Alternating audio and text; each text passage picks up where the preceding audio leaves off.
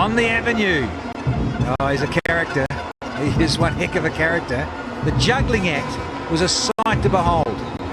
Extraordinary. Absolutely extraordinary. Had a stubby on his head, dancing, flicking his legs through his front hands in a press-up position without spilling a drop. Brilliant. That sounds like you at breakfast, Dan. 3 gone, 25 for 1.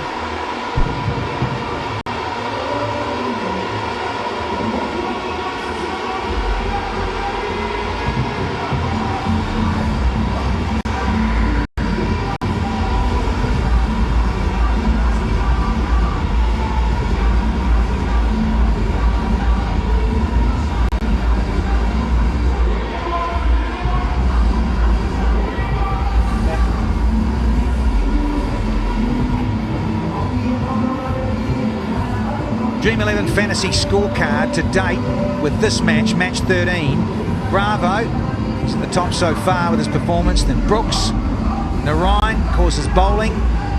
Jonathan Carter, Kevin Cooper bringing up the rear. Ah, yes, the Duckman. Well, I'll tell you what, the Eldorado happiest fan alive. 2 fans from each region chance to win here at the Hero CPL, the finals. You can jump on the Caribbean Airlines, full VIP treatment to come here. And I tell you what, Duckman is in with a chance. He's a candidate for sure, because we're going to be announcing a winner tonight, because of course it's the last match here in the Port of Spain for the round robin of this part of the tournament.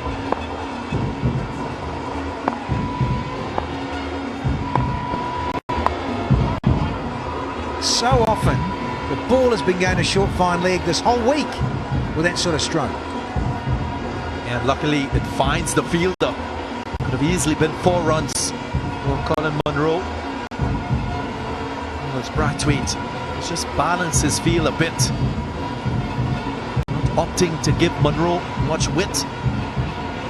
Keeps it very straight. There's a change in the field. Long on back. Third man comes into the 30-yard circle. Row downtown. Can't get it past Muhammad Nabi. Afghanistan superstar in the way. Already taken a catch tonight. Yeah, just brilliance of this man. A true professional. Contributes with bat, ball, in the field. A wonderful asset to have in T20 cricket. Member of the Sunrisers Hyderabad team. The recent IPL as well.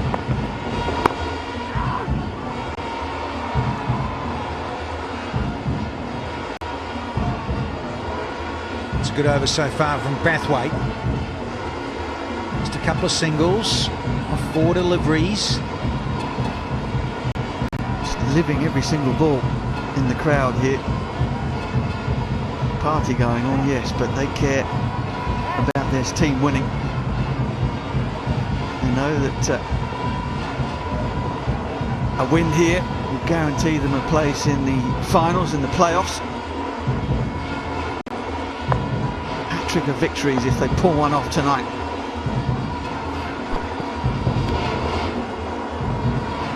Beautifully disguised. So we've got 1 left in the over, only 2 off it so far, and McCullum, with all his experience, you won't get angst here. A wonderful little leg cutter. Asking rate is only just over 8, so early days in this run chase.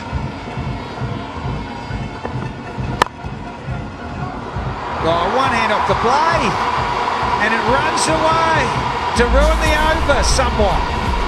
6 off at 30, 1 for 1 now.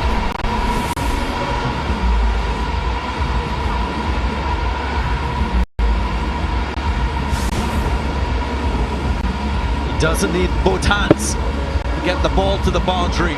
Brendan McCullum, confirmation of the timing that he has.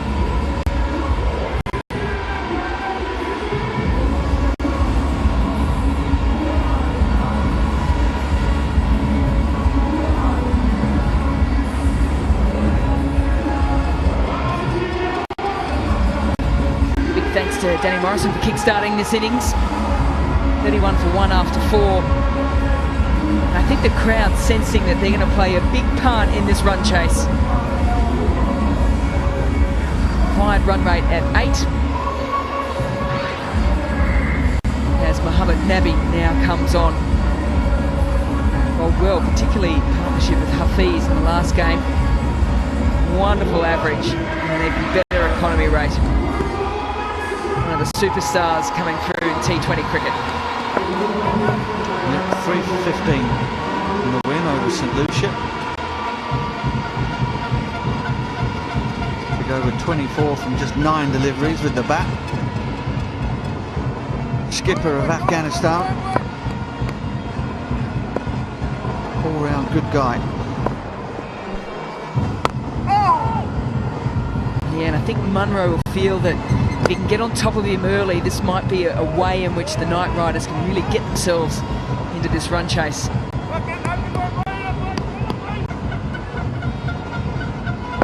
Very open onside field forward of square.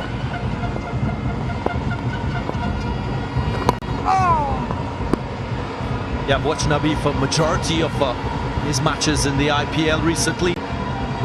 He's got a skill to just offer subtle variations without changing his action much. This was the boundary of the last over from Brendan McCullum. Finds a gap, has the timing, gets into his boundary hitting mode. But Nabi has the ability to turn the ball as well and control the degree of turn, which is an important asset for a spin bowler.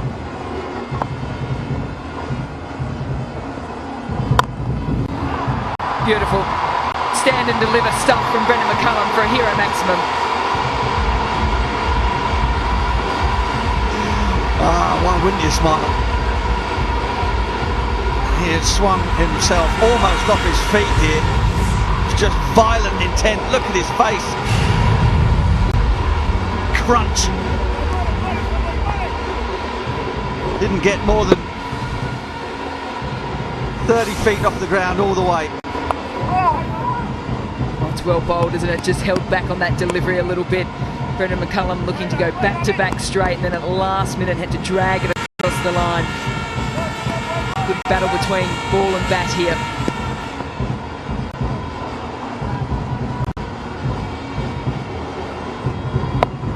Goes the slog sweep, it's gone straight up in the air. Who wants it? Hafiz wants it. That is huge. Nabi wins the battle. Spoke about the skill of this man. Can't attack him so easy. The El Dorado celebration comes out. And this is another big wicket for the Patriots. Subtle change in the pace and gets McCullum for 16. It's 38 for 2.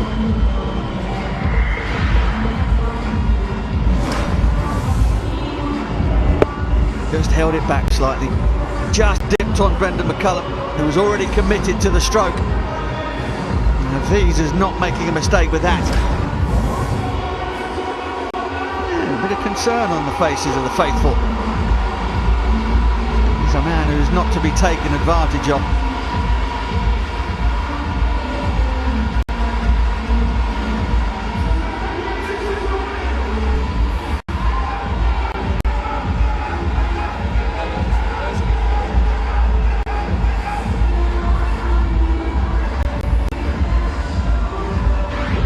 Two wickets down in this run chase for the Knight Riders, and it brings Darren Bravo out to the middle to join Colin Munro.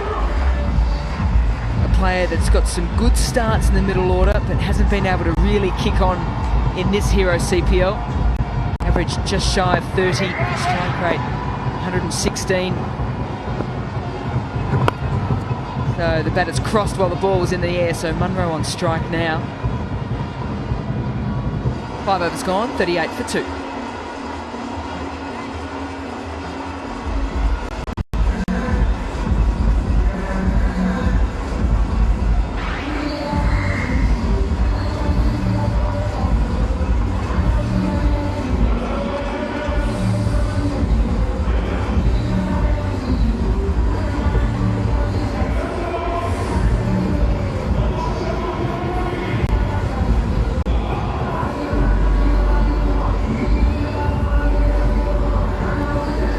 Big clash here, and after 5 overs, the Patriots 30 for 1. Knight Riders 8 runs ahead, but have lost the extra wicket.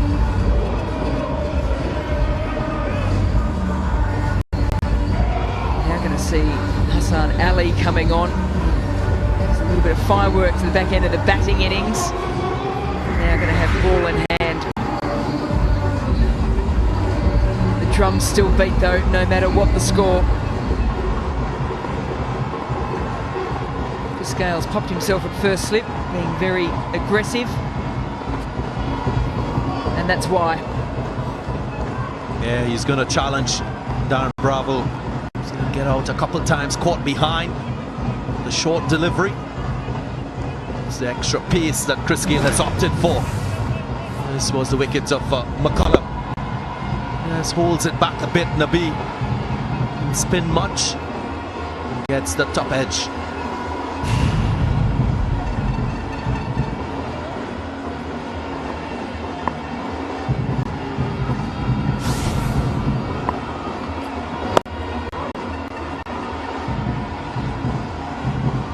Darren, you did the pitch report today, the Republic Bank pitch report. You said that the spinners would play a big role in it. It seems as if you're right. Yeah, I just feel that the dew factor as well is not as big as we've seen in previous matches. So the ball is not as wet. So it allows the spinners to grip the ball. It's not sliding off the turf. It will grip a little bit more on the surface because it's drier than what we've seen over the last 4 matches here.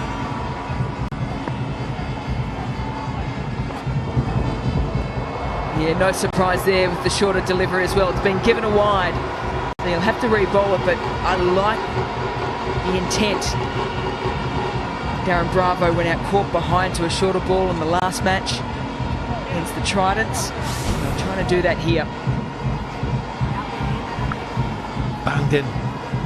And Bravo, like most batsmen, very vulnerable at the start of his innings.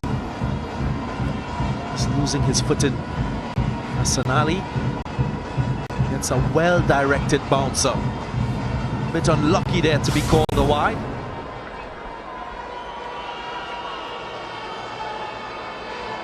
Nigel Dogood in the central umpire position at the moment. He's got a little bit on it. Has it been back or is it pad? Not out, so it must be pad. Chris Gayle just telling everyone just to calm down.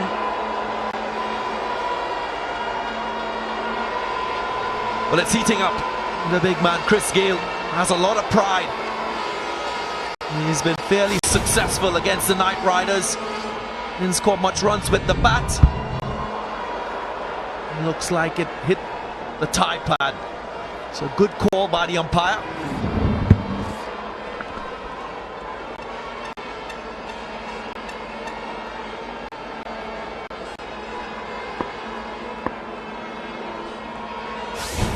Thigh pad by the umpire.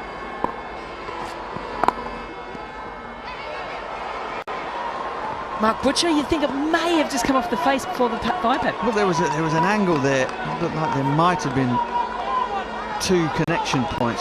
Just glanced straight off the face of the bat onto the thigh pad. Might be wrong. It was nice to see Chris Gayle just pat Darren Bravo on the shoulder and say, yeah, I just wonder if it was only the one noise. I think the umpire's done well. And Gayle also just settling the situation down, patting Darren Bravo on the back and saying, play on, no problem. Goes short again. Comfortably negated, just off the hip to the onside.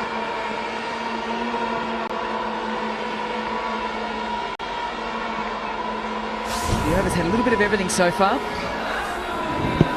Was there some bat on this one? Very difficult to say, but from the responses that we've seen,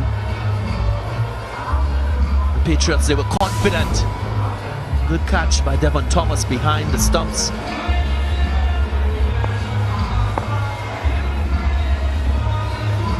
Yeah, it's an element of the game I do love about the Hero CPL is the camaraderie between the players, regardless of what team they're on. The banter before the games at the coin toss. As Hassan Ali is now going to come around the wicket. The last delivery. Oh, goes to Mood on the leg side, gets a high edge. Can we get there in time? We can, but we can't take it. Brandon King spoils a clean sheet for the Patriots. It went high into the air. It was a difficult chance. 6 overs gone, 42 for 2. Well, Hassan Ali still able to applaud the young man, Brandon King, down there on the boundary.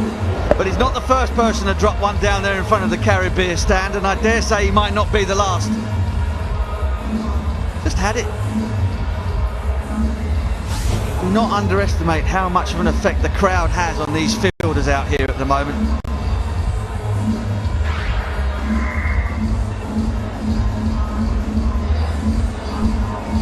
Six overs gone means that that's the completion of the power play, so fielding restrictions a little bit more laxer. And as we look at the comparison, 1 wicket in favour of the Patriots, 8 runs in favour of the Knight Riders.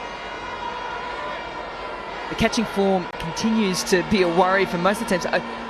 I look at when they train. Most teams train during the day. Not a lot come during the nights. Practice the high catches under the lights. You don't want to give them too many excuses. I don't know what the excuse is. The only thing I can think of is that it is so deafening down there in that corner that players they basically get spooked, because I cannot understand how many high balls are being put down. These are not difficult catches. These are professional cricketers. They practice, they train, and they just keep dropping them. They keep sticking them on the deck.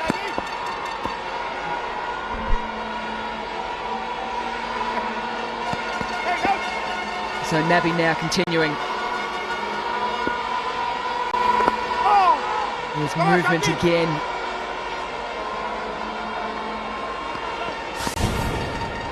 He had to run a long way. Had enough time. Went into his hands. He didn't quite have the cushioning required to keep it in the hands. Just popped out. Yeah, should have been taken.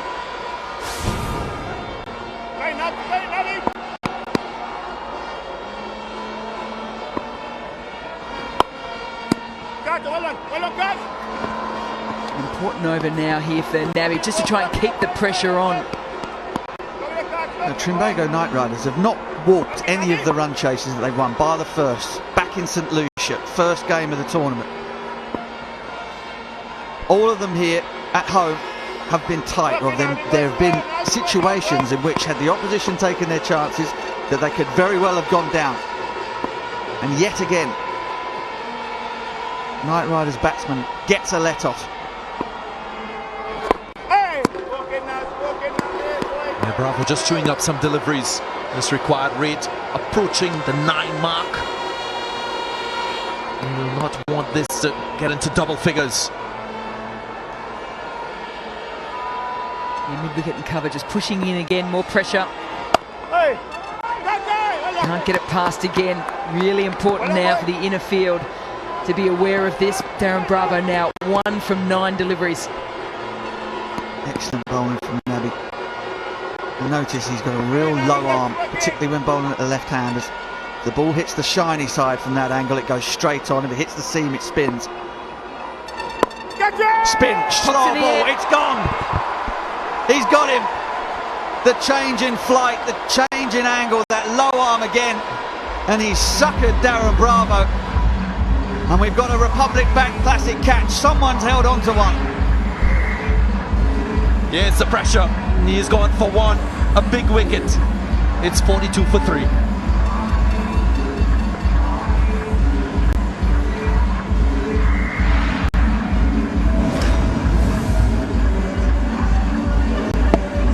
Beautifully set up. Wonderful catch. Never easy diving forward, but Hafiz made it look pretty simple in the end. I think catcher's expression doesn't usually change too much during a game. mind will be ticking over pretty quickly now, though.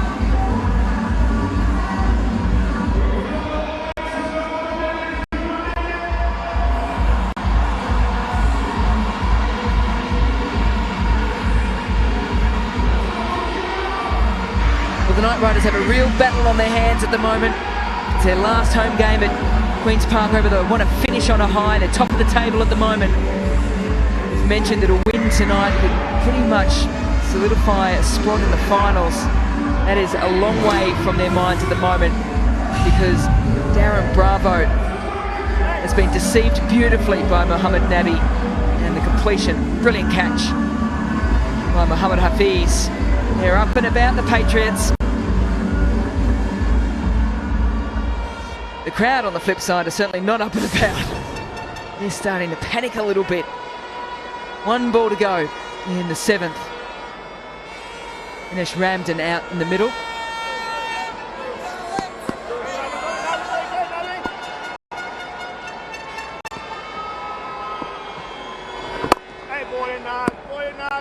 And a dot ball to finish a wicket maiden. 42 for 3.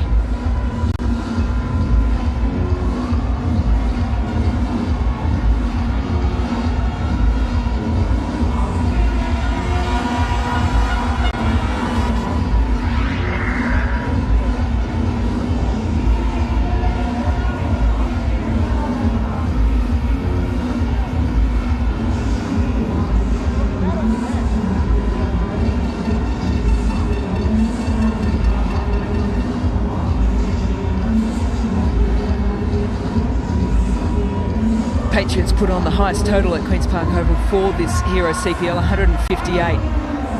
30 pluses to Brooks and Carter. In the highlights, Brooks coming in for Lewis. Ryan, the pick of the bowls, 2 for 26. Knight Riders, 42 for 3. Ryan, McCullum and Bravo back in the shed. Chris Gale making the changes. He's now back on after that fantastic catch. He now has ball in hand.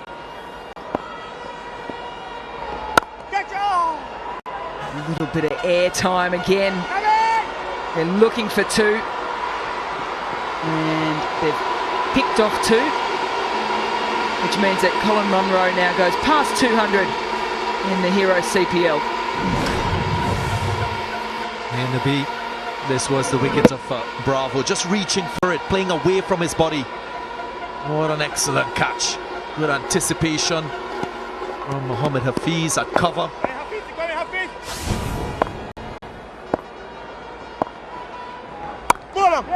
Munro giving himself some space once again. Doesn't mind coming off the stumps, giving all 3 stumps to Hafiz. He's trusting his eye at the moment, and why wouldn't he? His eye has been in right throughout this Hero CPL. 202 runs to his name, so he's leading the run scorers. Aaron Pollard probably an innings behind, 160. Fletcher, Narayan and Walton rounding up the leaderboard.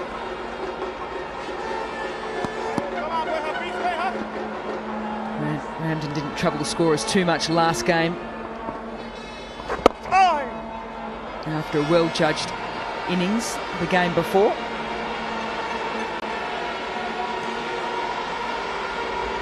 Oh, that's a live easy moment if ever I saw one. A Guardian Group 1. I love the glasses. Actually, I don't know if I like the glasses or the hat more. What about the shirt? He wants to join us.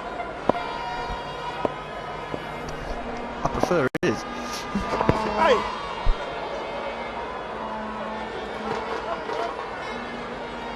What are you talking about, Butch? What's wrong with the blue? Or the yellow? Sorry, Darren.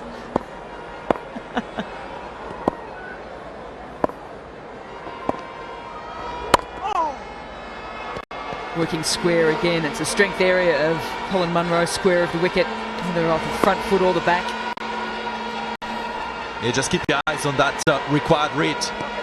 9.2. Started around 8. He's just jumped ahead. That's really good from a Patriots point of view.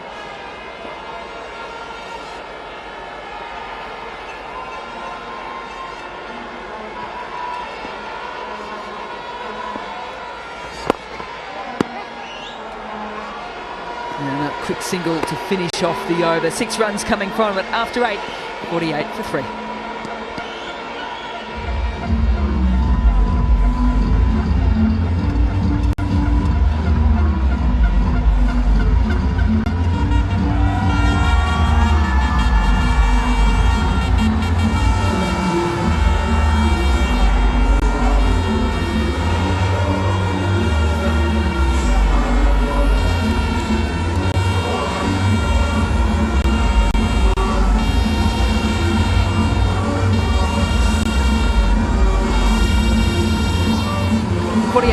After 8. Acquired run rate now at 9.25. It'll be interesting to see what the Knight Riders do here, because in all the games in which they've been chasing, once they've got over 8, they really tried to put the foot down to wrestle it back. It's now up to almost 9.3. Naby's going to continue.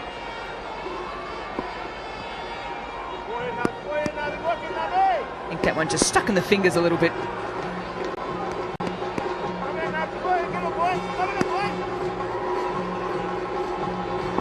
Take 2 for the first ball of Naby's third.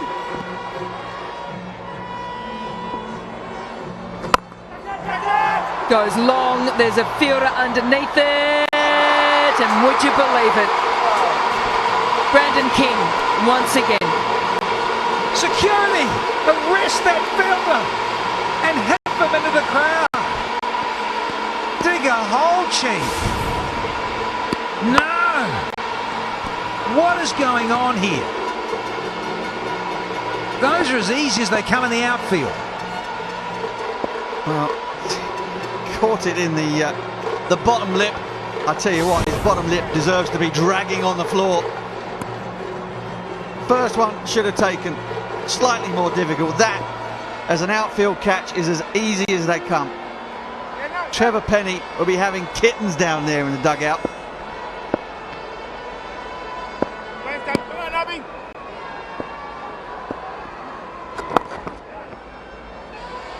Yeah, that's the line they're going to try and tuck Munro up in as the 50 comes up. 3 down, should have been a lot more than 3. Chuckle there, he's probably going insane. It's Trevor Penny pulling his hair out because this is down the throat. Very nearly was, Dan. Very nearly swallowed it. Straight in the chops. I honestly, I don't know what's going on. Where are we now? 45? We'll be 50 up. Maybe before the end of the night. Before we get to Guyana, before you disappear off to St Kitts. I mean, come on, guys.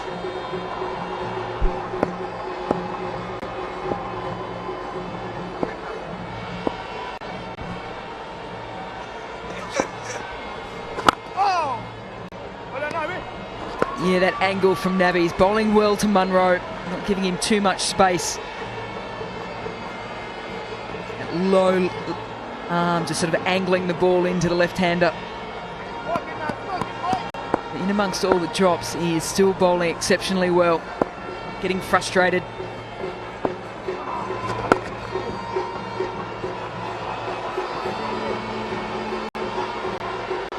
Fielding, well, it hasn't been pretty at Queen's Park Oval, particularly when the ball goes in the air.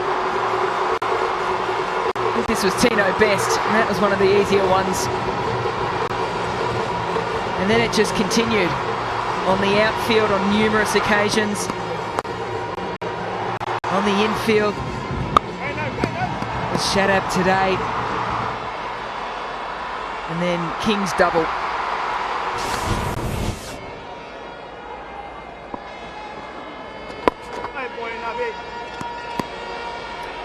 Five singles from that over. 9 overs gone.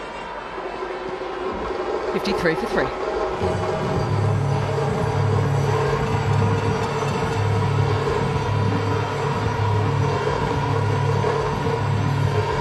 I think some of these fielders are dreaming in the outfield.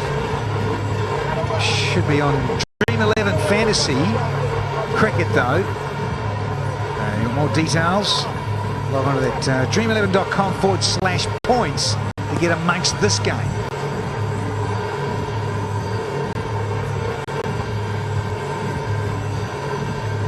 Well, if you've entered teams in your Dream 11, I hope you're picking them on runs and wickets taken. Because if you're picking players on catches, you're a better person than I.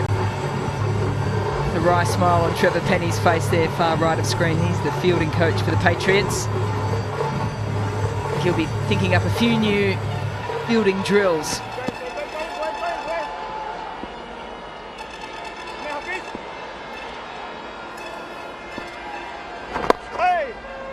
Spin continues here. They're going to look for two and no. They settle for one, and wisely so. Hafiz into his last of his quota. Yeah. Well, same stage, not a lot in it. St Kitts was 60 for 2. Better off a wicket, sure, but not a lot in terms of runs. It's only a couple of strokes. So look at it. This game changes so quickly, so often.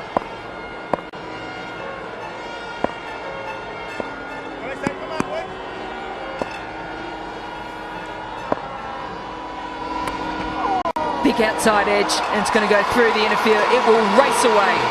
Much needed boundary there for the Knight Riders. Well, Monroe's been in this position before. Wickets are falling at the other end, and he's kept his head. Saw TKR home with 70 not out against the Amazon Warriors. And he gets a bit of luck, but the way he's playing, he deserves it. First boundary in 29 deliveries for the Knight Riders. Yeah, that's more the line and angle that he was looking for. Let's quick check with the umpire on how many deliveries he's got left. Umpire agrees, it's 3.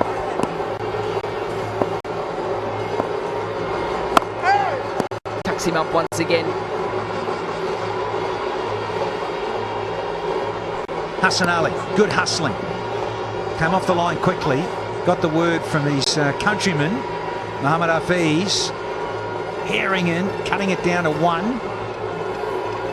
So Mohammad Nabi, he's got 2 for 12 off 3. Hafiz just got 2 to go. Deliveries, that is. So a fine job of the spinners, particularly these two, Nabi and Hafiz.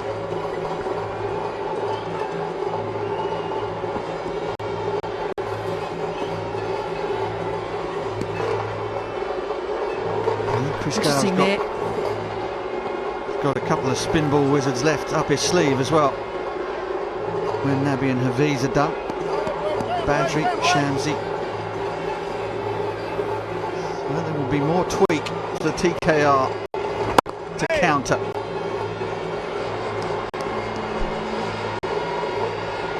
Yeah, tough ask. And one of the reasons why the Patriots are undefeated so far in this Hero CPL. Played 3, won 3. Usually it's a combination of the spinners joining together. So far it's been Nabi and Hafiz, and they've got more to come.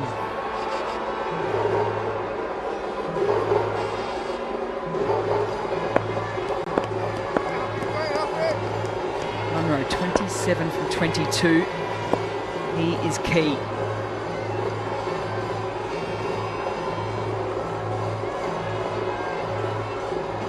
Just trying to get some purchase on the ball is Hafiz.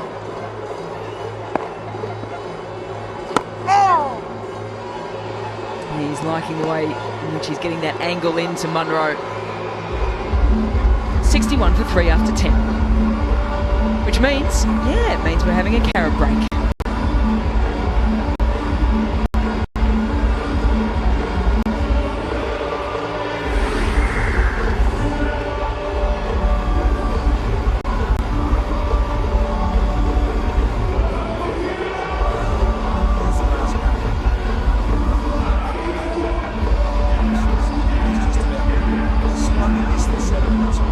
Slowly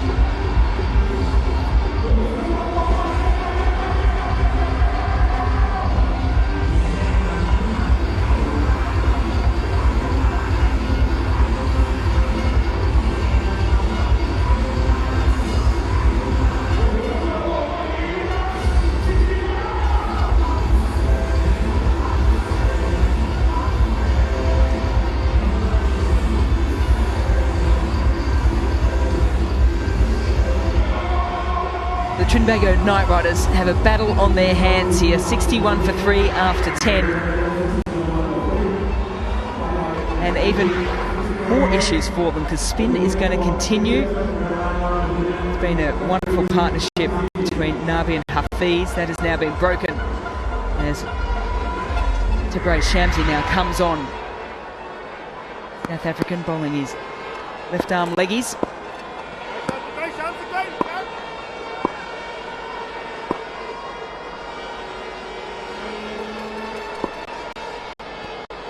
Munro on strike.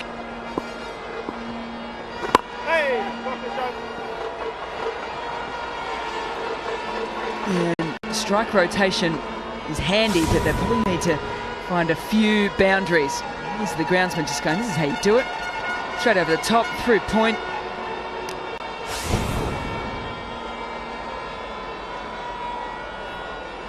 Boundaries will help keep that required run rate under 10. It's 9.8 at the moment.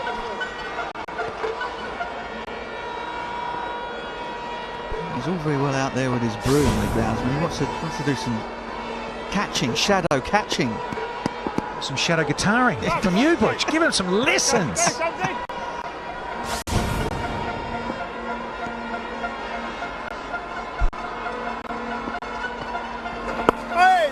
Yeah, Shamsi starts well. Yeah, exciting having Shamsi here. He's enjoyed himself and passed CPLs recently. Good to get an opportunity. Him not so. Too much pressure and stress at the Queen's Park Oval.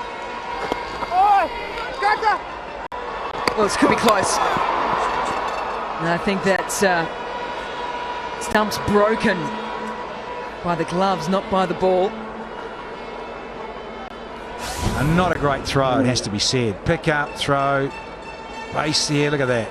Tough for Ramden.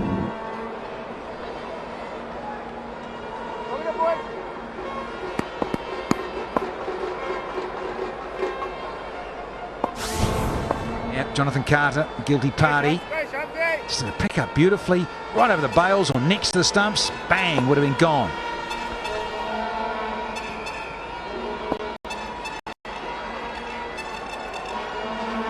Just making sure that the short fine is just a little bit finer inside the circle.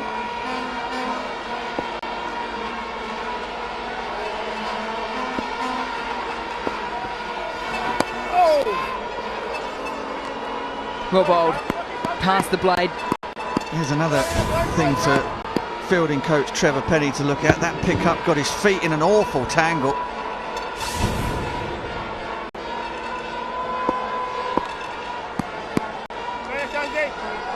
Therefore had to stand up, bolt upright before he was able to release the ball. The throw was bad. Monroe was gone with a good throw, half decent throw. Oh, you can't bowl there. That got what it deserved by Munro. A real loosener.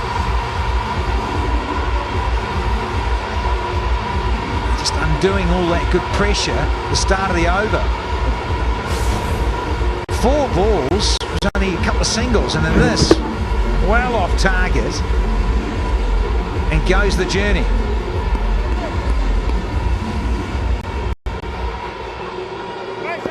One ball left to redeem himself here, Shamsi, to finish off his first over.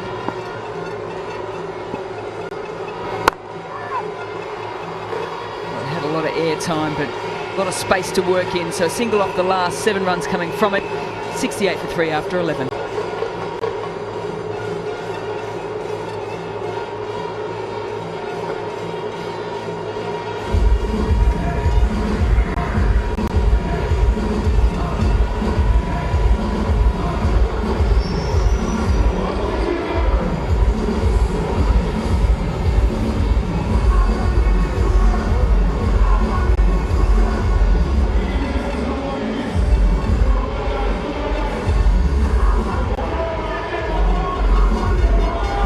Nabi, 17 runs, 2 wickets, so no surprise he is top of the Dream 11 fantasy scoreboard at the moment.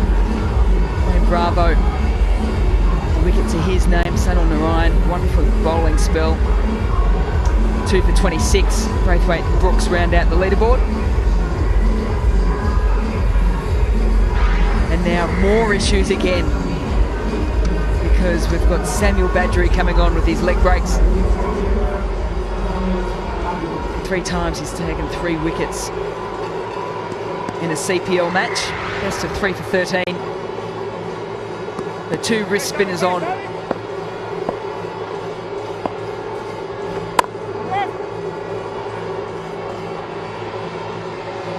Wagon wheel for Munro heavily goes through the point region.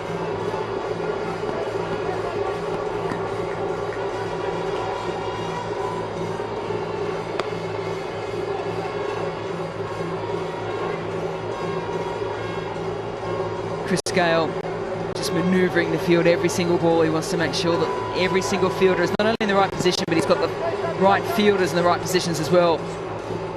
The areas, strength areas for both Ramsden and Munro need to be covered. Short delivery. Good protection on the boundary on the onside. A little bit of a different role here tonight for Samuel Badgery. Last time he was used as a 5th or 6th bowler was 2 years ago, back in 2015. Normally opens the bowling in this franchise T20 cricket around the globe. So this is a different role here. See what Gale did when he had Brathwaite start. So things have just chopped and changed a little, and you've got to do that in this format. Constantly changing, constantly thinking on your feet to maybe just have a little edge here somewhere in any given time of the contest. I think Chris Gale would have thought of that before the game. It would have been just a gut feel as the innings started. I reckon he remembered Sunil Narayan taking him to the cleaners in the IPL. So it would have been a decision made entirely upon the opposition. And it worked. Got rid of him, didn't he? Brathwaite got rid of Narayan for just 5. And now he's got Badgery at the back end. Okay, the seam on the ball might be getting just a little bit damp, but it's nowhere near as bad as it's been over the last week. Important role to play now. Goes the reverse and is Sky. There's an opportunity. 3 fielders are going for it. A Republic Bank classic if ever you've seen one. Hassan Ali did it with the bat, has done it with the ball, now he's done it with the catching. Alderallo's celebration and note. They're loving this, are the Patriots. And Colin Munro gets out the reverse one, and it's cost him again. He goes for 36. It is now 72 for 4.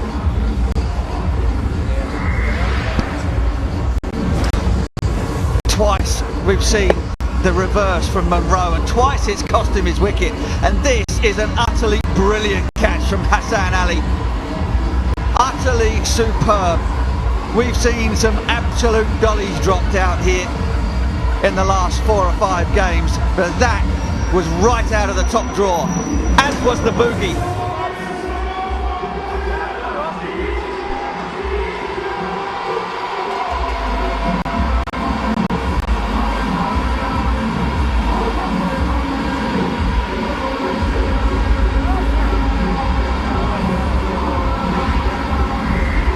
All of a sudden, Shadab Khan comes out to the middle. We know he can hold a blade. The Knight Riders wouldn't have wanted him in this early.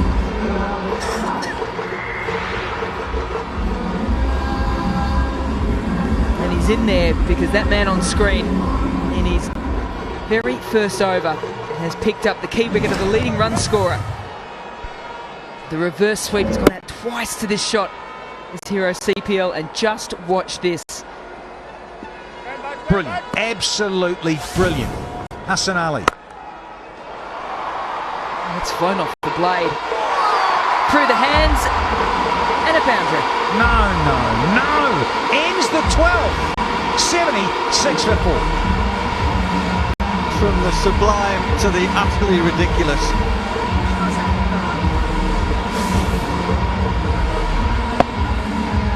Cracking shot from Ramsden. Oh dear, oh dear, oh dear.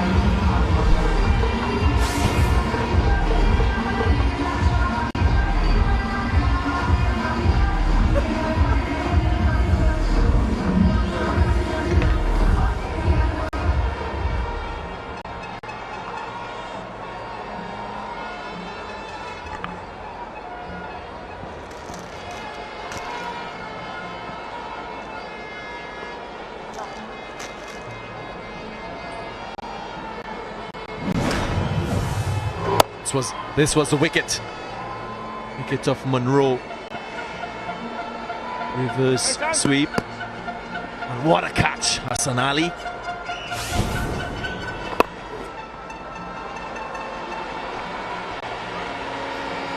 What a celebration from the young man.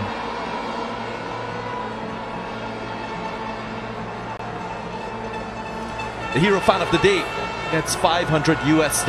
Brandon Khan, the champion, the winner today. The suit made by his girlfriend, both of them, both in their costumes. Well, that splits his then. That's 250 each, surely. Oh, let's give it to the missus, the whole lot. She made it. No argument there at all.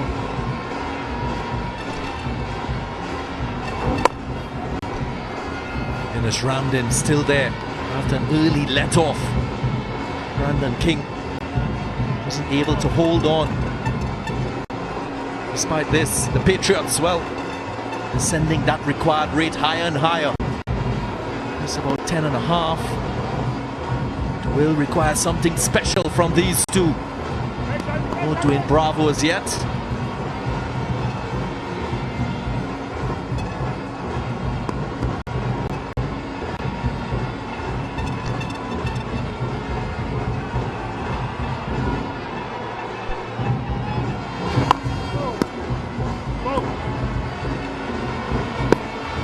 Just a single, 3 singles so far. He did a masterclass with Colin Munro. And he got out to the stars earlier in the week and then gets out again to the reverse sweep. He said he's put it away in the locker. Hasn't been working that well from at practice and in matches in recent times. So he said, look, I'm just going to pop it away and lock it away. Uh-oh. Got to 36. Very, very crucial time in this match and gets out when he's set. And then somebody dangled the keys for that locker in front of him. Ah, gold. You know it. And the Eldorado celebration. And why not? After a brilliant catch.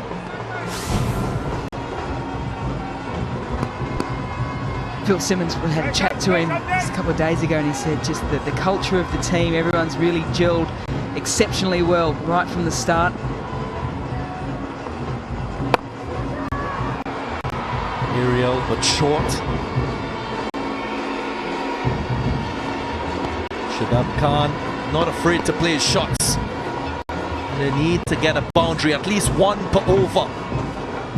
Just keep that required rate in check. 78 required from 43 now.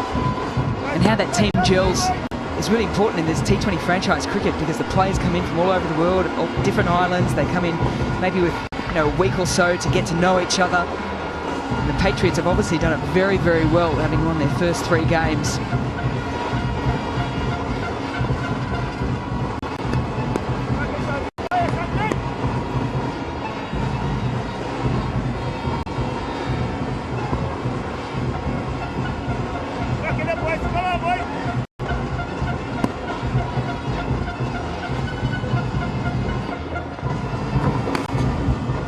He'll have to do it again. Didn't quite get his run up in the previous delivery.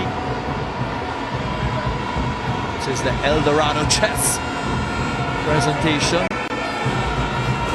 The lucky winner, Marissa Kwashi, happiest fan alive.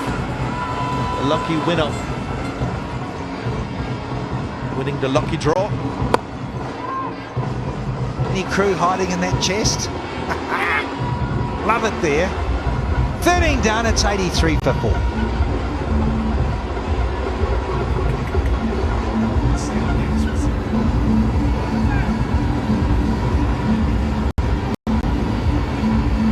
Six runs off the bat and the wide means 7 from the over, but really that required run rate is now just pushing up towards 11. The boundaries are going to be key here for the Knight Riders. They need to find a way.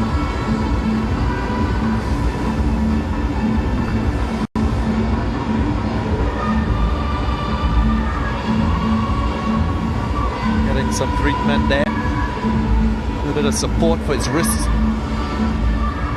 He's used it a lot during his bowling spells.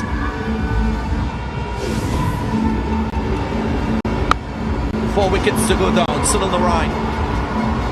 Getting to 5 of 7 deliveries, and Nabi holding on to a difficult chance. Brendan McCullum got to 16 before he departed. Bravo didn't really trouble the scorers much. And a catch from Mohamed Hafiz, and this was the best. Hassan Ali diving, celebrating as well.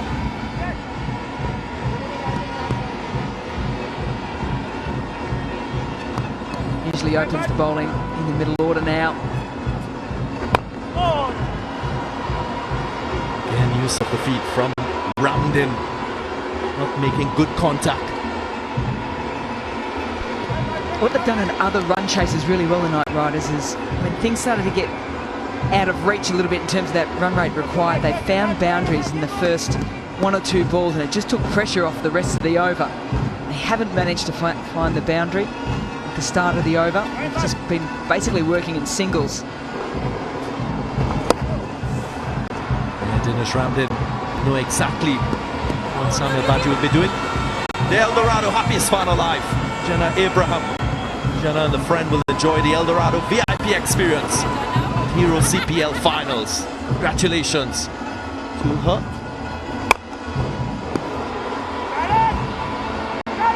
Should be a couple. Not finding the boundary. Dinesh Ramdin. Just noticed the rags coming out a little bit more from the fielding side. Patriots. The game on their hands, the home side. TKR 71 from 40, so just over 10.5's the asking rate. At 88 for 4, the opposition were 95 for 4. Not a lot in it. Someone else can come off, particularly these two have to now stay there for the next 4 or 5 overs, you'd assume. Have to.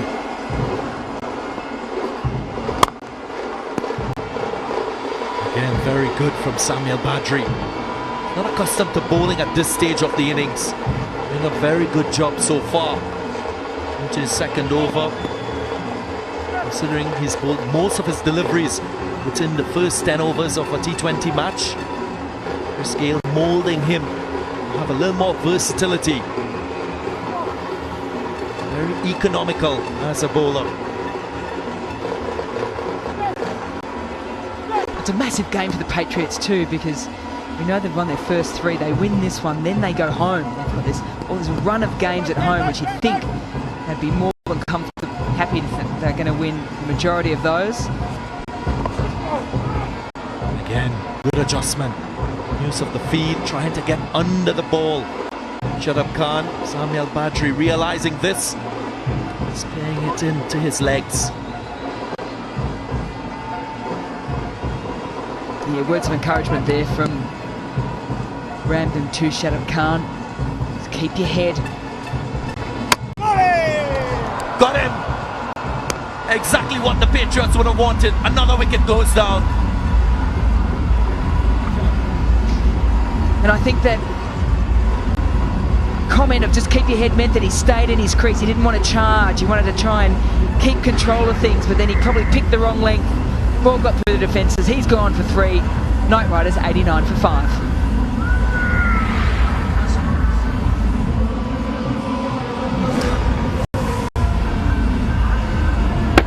Yeah, the exuberance of youth. Far too extravagant, this one. And is back in the pavilion, young Shadab Khan.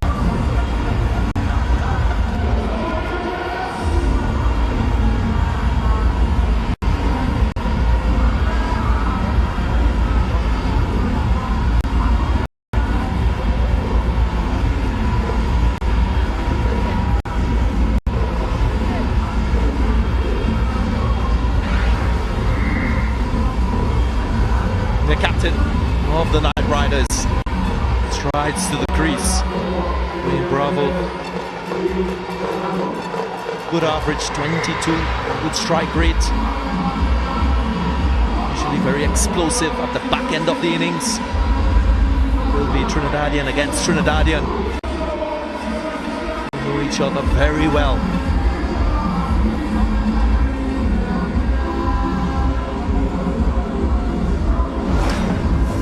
Shadow Khan coming in ahead of Dwayne Bravo in this innings, trying to give himself some room to go through the offside. A little bit quicker. Yeah, threw him before the shot was played. Possibly the last time we see Shadow Khan with all the Pakistan players heading back home for national duties.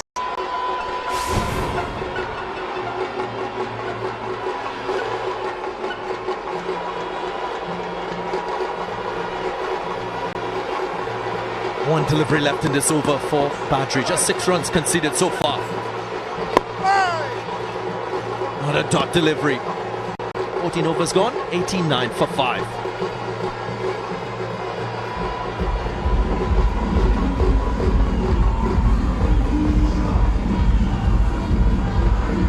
Yeah, not overly happy. Yeah, he sprung, and he didn't help you out. Knew you're on screen too.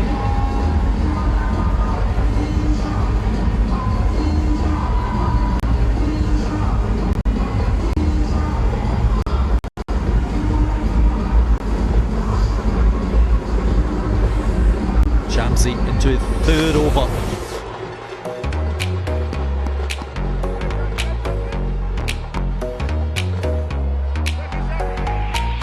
Always a carnival in Trinidad and Tobago.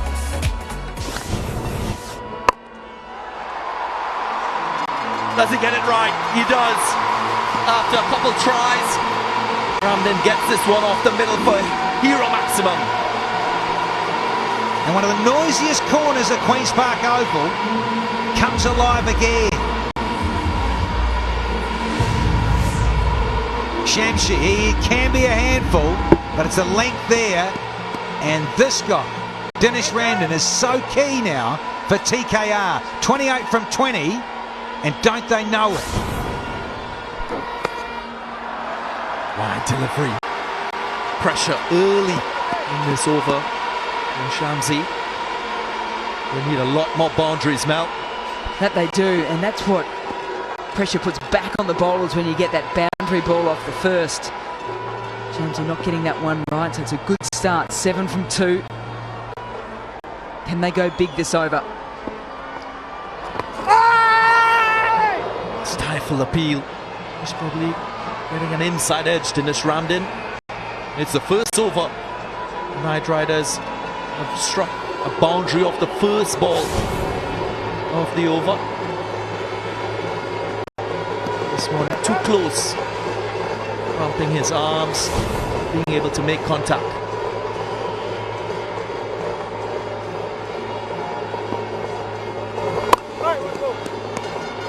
Just get a single.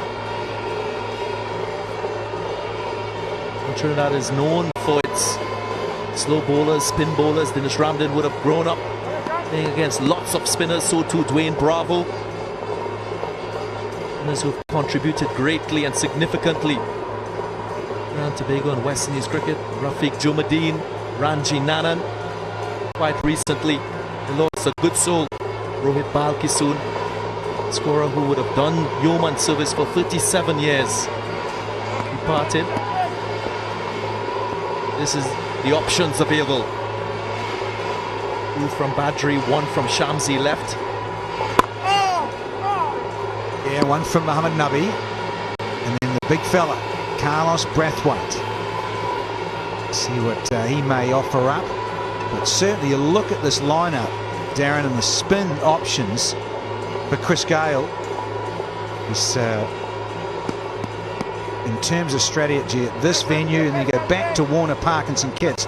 Yeah, pace off the ball. Hafiz, Nabi, Shamsi, Badri, and then even Brathwaite with his cutters, and even Hassan Ali. Wonderful foil in terms of lots of change-up deliveries, off cutters, leg cutters, you name it. He goes big. Does he go long? He does. Dinesh Ramden gets a move on. Another hero maximum in this over.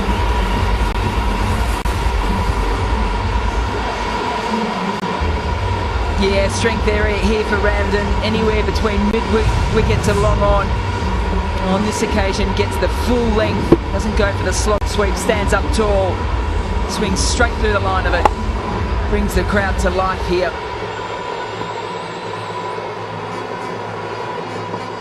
15 runs from the over so far. Final delivery. Short pulled away. This is a good over for the Knight Riders. 16 runs from it. It's 105 for 5.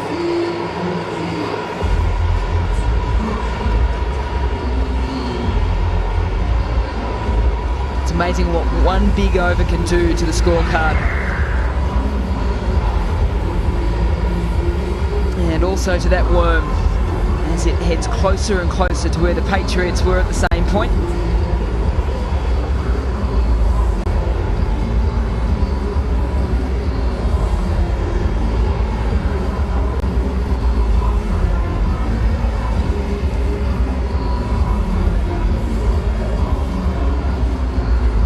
A big ask. 54 from 30 deliveries. That worm just dipping a bit. Finish rammed in. Looks like he has other plans. And well, the crowd, they're behind the Knight Riders. Well, they've always got a plan, this crowd. These cheerleaders having a ball, costumes galore. Well, 10.8, Darren Ganga, 54 from 30. But St Kitts, they were 109 for 4. When you look at it in that context, not a lot in it. Well bowled as well in this game. Hassan Ali, fierce competitor. We've seen him perform really well in the recent Champions Trophy tournament for Pakistan. It read my mind, just thinking of that. He came on at vital times for Pakistan, and now he's doing it for St Kitts.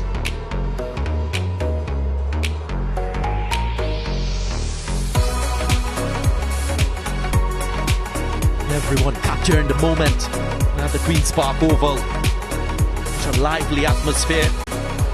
Colourful, passionate fans. Just on that, is it any wonder that Hassan Ali has got picked to play in this wonderful tournament?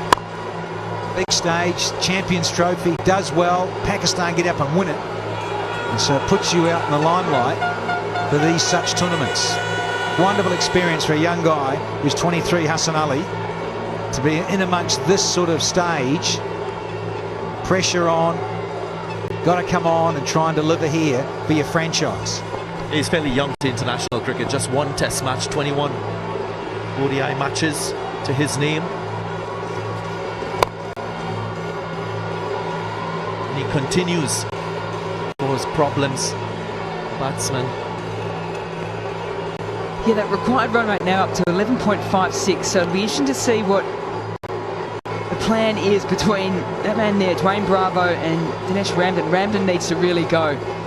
Bravo just coming back into cricket after quite a bit of time off, so he might not be in your Dream 11 at the moment, dream11.com/points. Hassan Ali certainly might be. So really, in terms of the player that can really get a motor on it, it's down to Ramden. Bravo got a start in the last match, got 18, but took up 20 balls to do so.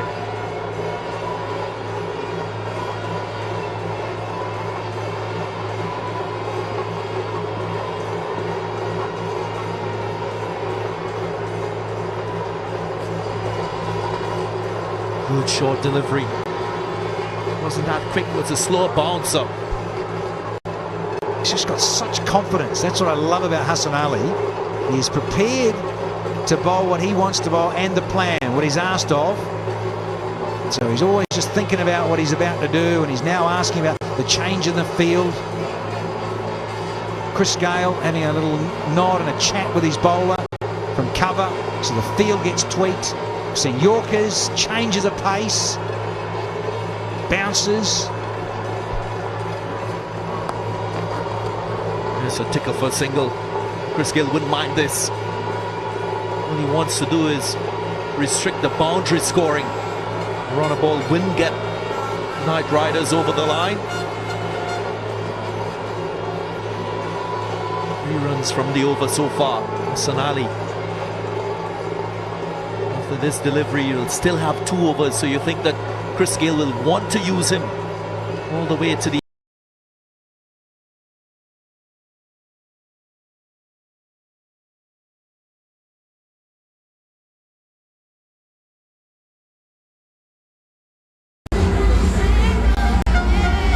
But if the Knight Riders are going to win this match, they're going to need to get a hurry on. We're looking at just a little bit over 2 runs per delivery on average. Run rate of 12.5. Chris Gayle will know that they're still in this with players like Ramden and Dwayne Bravo at the crease. So he wants to get everything right.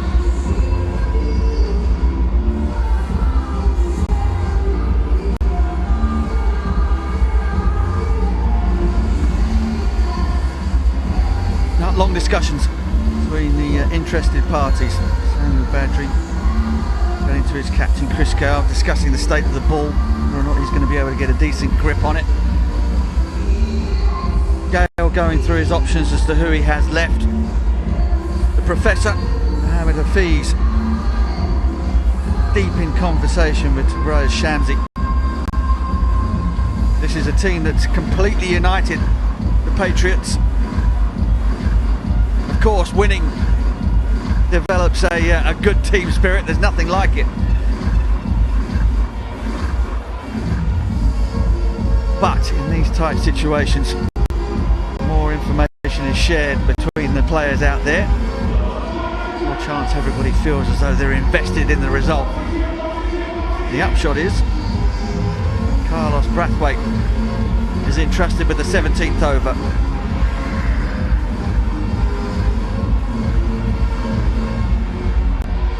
There's the Hero Motorcorp leaderboard. Trinbago Knight Riders are on top at the moment. St Kitts and Nevis Patriots should beat them. The Trinbago Knight Riders don't make 130. Big shout going down the leg side. If they're dismissed for, or don't make more than 130, the change in strike rates will be enough to see the Patriots sit on top of the table. What a change around that'll be for them. Perennial bottom of the tablers. Yeah, last year they struggled to get early wins. Very different this year for the Patriots. Different team, different captain. Chris Gayle at the helm, moving from the Jamaica Tallawahs and proving to be successful thus far.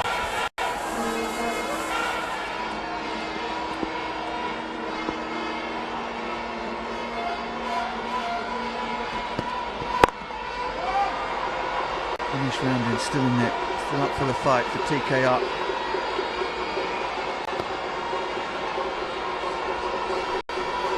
This is one of those one big overs, isn't it? Carlos Brathwaite did it during the Patriots over. That really pushed them up that 158 score. They were almost going at 10 and over for the last 5.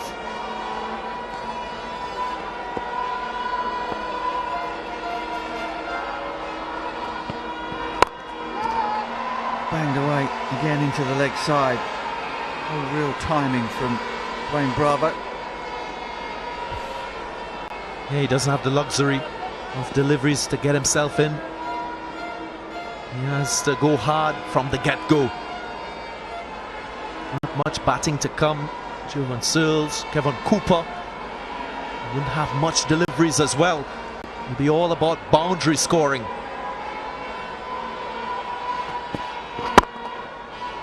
Excellent from Brathwaite, who gets on his bike to chase it down, prevent 2. Yeah, that says a lot right there to me. Bowls one of the perfect deliveries, right on the crease line, hard to get under it, can't get it to a boundary, and then look at him, looks up and then he just motors after this ball. Puts in the slide as well. Just the commitment to the cause. And there's something about the Patriots this year, isn't there?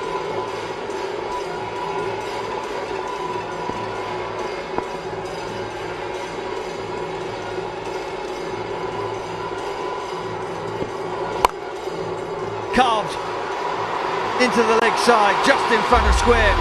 Bravo finally finds the boundary. It was as if he was practicing this stroke. Played it a couple times, found the fielder, but on this occasion, he gets it right. Clears that front foot and swivels around. We'll get him going in this innings. His first boundary thus far.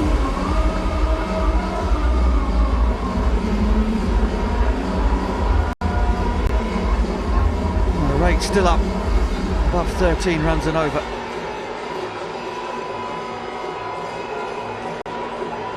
Maximum will be handy. The last ball of this over.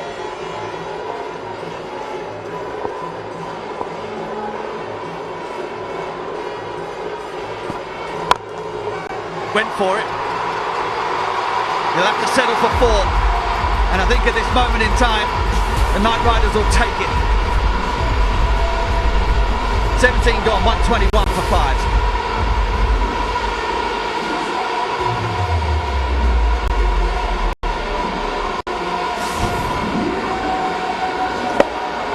Just got the length wrong. Like the ball before, just had enough space to get underneath it. So a little flourish at the back end of that over. Again, the crowd comes back into this game.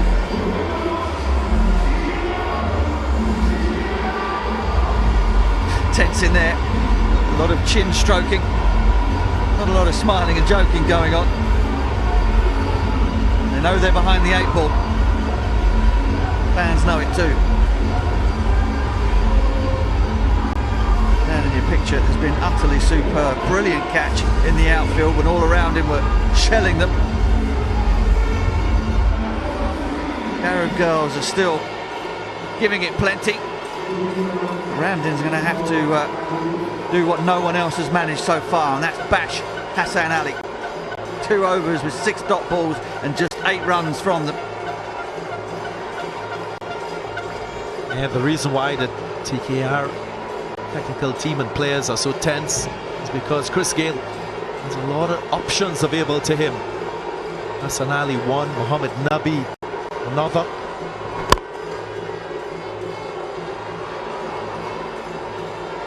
Fabulous start.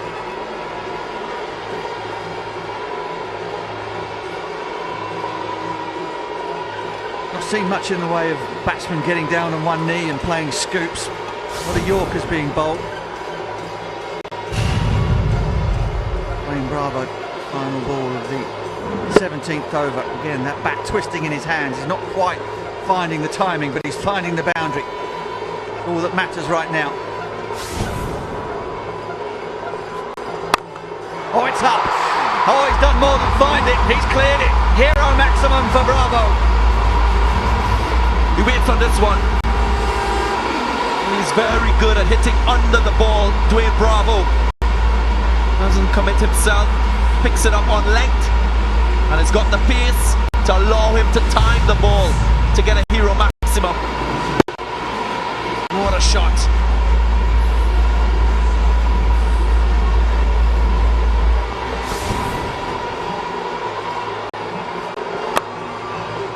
Back to the Yorker. They'll get 2. They should get 2. Excellent work. Bravo. Managing to get his busted up body back down the other end. There's a Sunshine Snacks Nuts power shot of the day.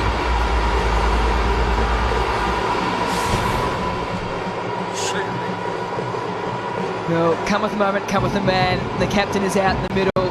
He's just edging his way back into some form with bat and ball.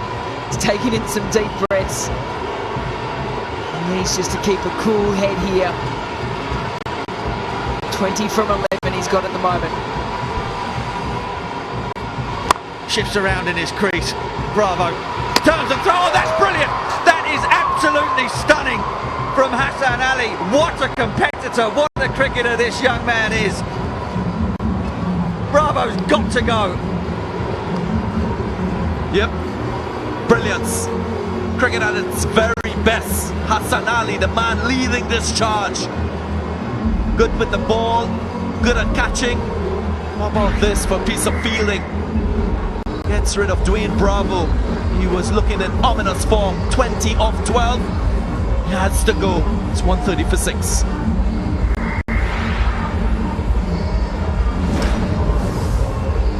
Absolutely brilliant. All fast bowlers, just watch this. Steadied himself, took his time, didn't rush things, and then completed the throw.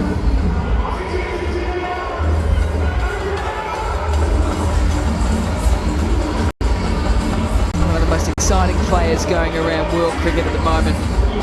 One of the young guns.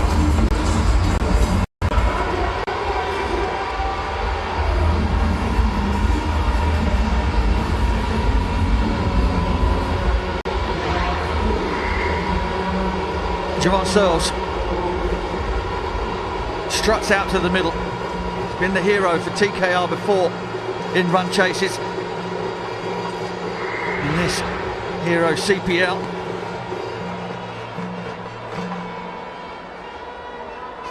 Partnership along with Shadab Khan saw them home earlier in the week. Oh, first ball he goes up and over, point for 6. What a game this is turning out to be. Cheeky Dinesh Ramden, showing his repertoire of strokes. Short, gave himself room, was the wide delivery, but it had enough pace on it for him to get it behind point all the way to the boundary. Oh, my apologies. Hero maximum, number 6 for Dinesh Ramden. And all the excitement. It was not Javon Searles, it was Dinesh Ramden.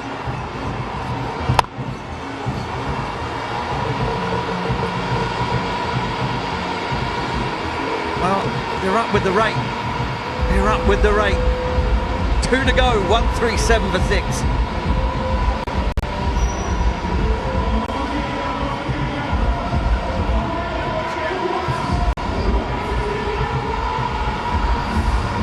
.22 from 12. Crowd more than thinking now that this is capable. You've got a set batsman in there, 48 from 32 from Dinesh Ramden. He'll want to face as many balls as possible. Will the crowd get them over the line?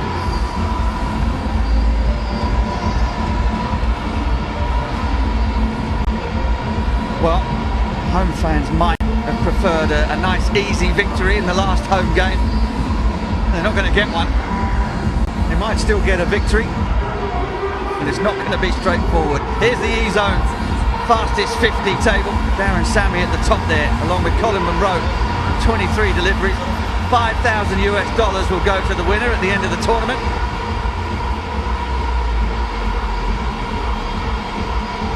Dwayne Bravo still with the pads on. That's why he's back there. Dug out the Yorker, brilliant Yorker in the first place, and then pick up, turn and throw. And an Eldorado celebration to boot. This man's on fire.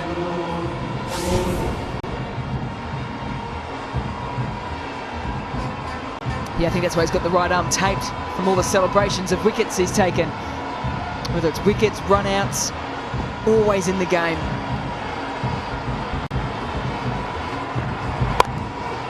Swung away into the leg side. Will only be one. Dinesh Ramden approaching a landmark. Another half century in Hero CPL. The last time he scored a half century was against this same opposition. This was back in 2016. He fancies this team, the Patriots. But can he go on to get the outcome he got back in 2016, which was a win? Well, I reckon he'll take being stranded on 49 if TKR win. Highly unlikely that that's going to happen. Searles will now face his first ball.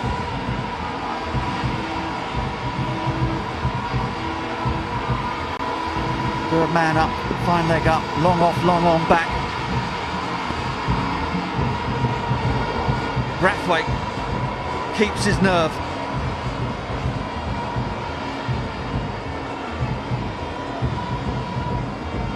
Can't afford not to get back on ball at this stage. Yeah, cardinal sin, isn't it? 21 from 10 deliveries. You need something on it. That's the first thing. Ideally, they're looking for a boundary. 6, then 4. If you can't find the boundary, try and find a gap. See if you can get back for 2. The last thing is something on it for 1. Straight back over his head. What a strike. This young man can strike a clean ball. I think that's gone. One bounce into the fence. It's not easy to come to the crease and fire straight away. Jovan Searles, no opportunity with the ball today, but he's standing tall with the bat. He knows it. The minute he made contact, the timing was good. One bounce gets the boundary. Yeah, it was an intense run chase against the St. Lucia Stars. Way back a week ago today in Game 6. Jovan Searles walked off 27 not out from 20 deliveries. Not going to have that long tonight. And keep striking the ball as cleanly as that. He's going to give Chris Gale a headache or 2.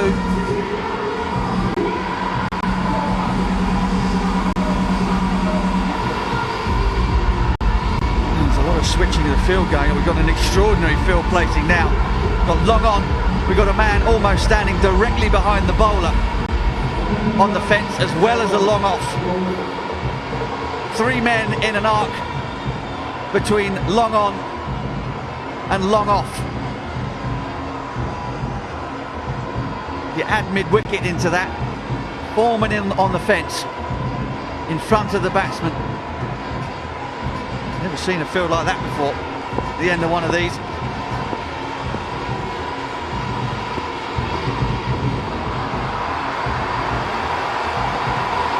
White ball, it's hotting up out there.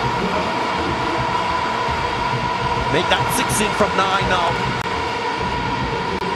Carlos Brathwaite is desperately aiming for that Yorker.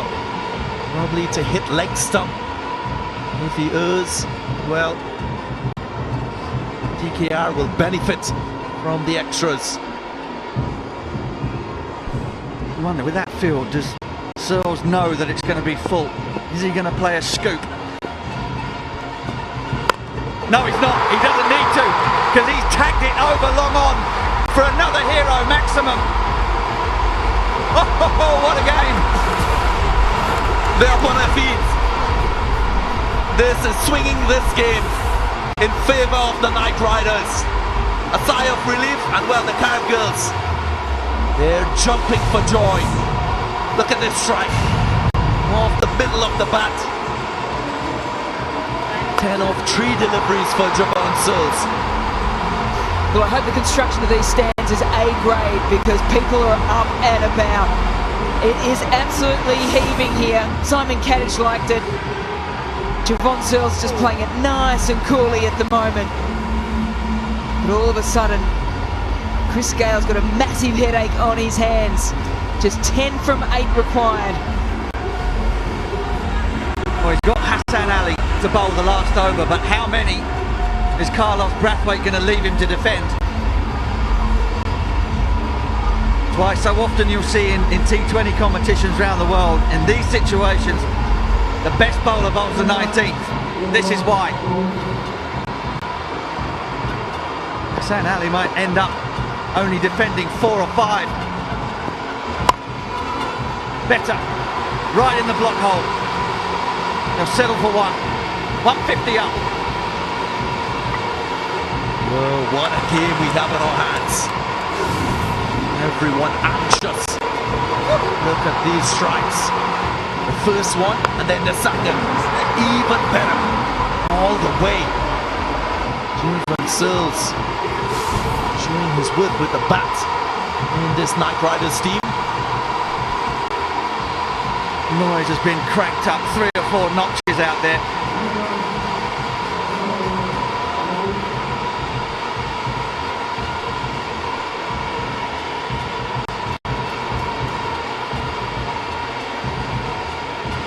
Very rarely changes the expression on his face, Chris Gale, unless it's to burst into a broad grin.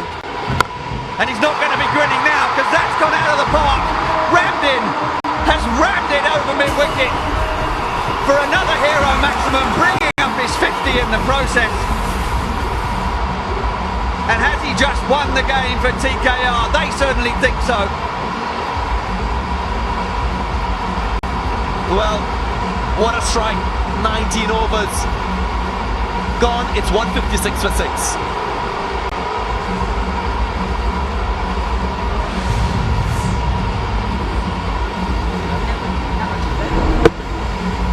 The low full toss. He knew it was going to be full. 19 off the over.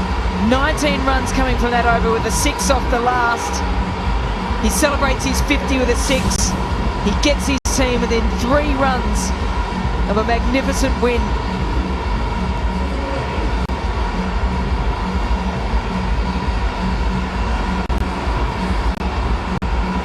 Well, smiles on faces. Everybody on their feet. He's had a great night. And he's not on his own. Dinesh Ramdin whipping them up into a frenzy out there. What a time to dong one out of the park.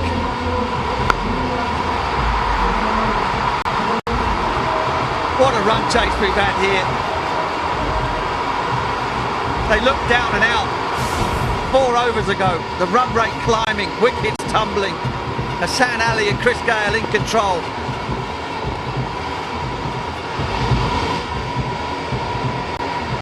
Got ball. Well, I suppose if anybody was going to be able to defend 3 off an over, it'd be Hassan Ali. It will be a difficult ask. Let's listen to the sounds at the Queen's Park Oval. The crowd sensing a victory, a Knight Riders victory. What a match we've seen. After some early dominance by the Patriots, the game has shifted in Knight Riders' favour. Beautiful drive into the offside. There's a fumble, yet another fumble out there. The pressure, the noise. Wouldn't it just be Carlos Brathwaite getting a taste of his own medicine there in the 19th over? 3 deliveries.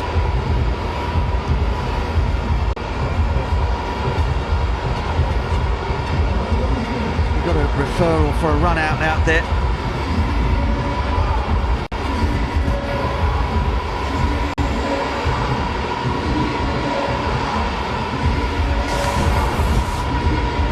Came back to the bowler's end. Javon Searles with the outstretched bat. Safely home. So the equation now drops to 2 from 4. Don't you just love this format of the game? Not out. Crowd on their feet. Just the margins of being a hero or a villain are so small. Teams feel that they're never out of the contest.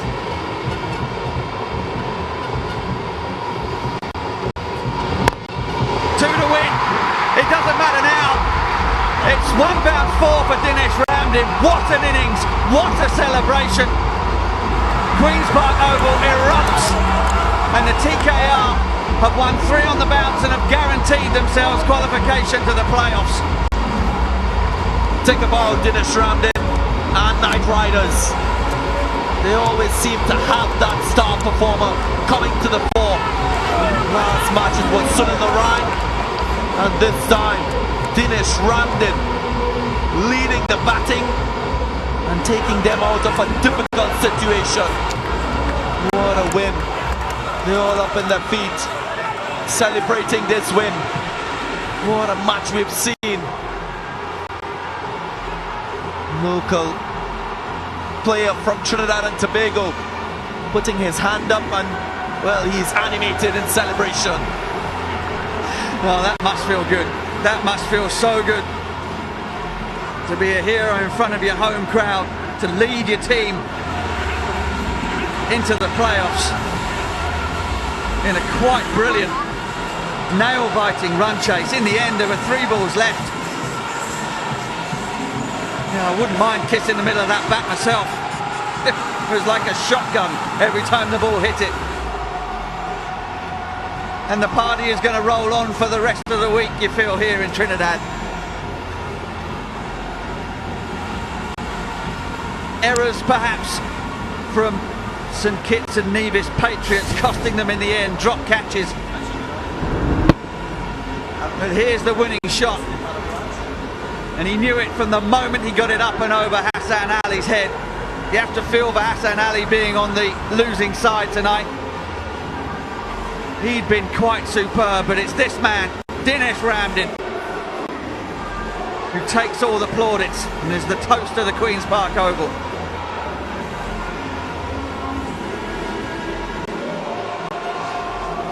And forget the role that Javon Searles played in all this as well.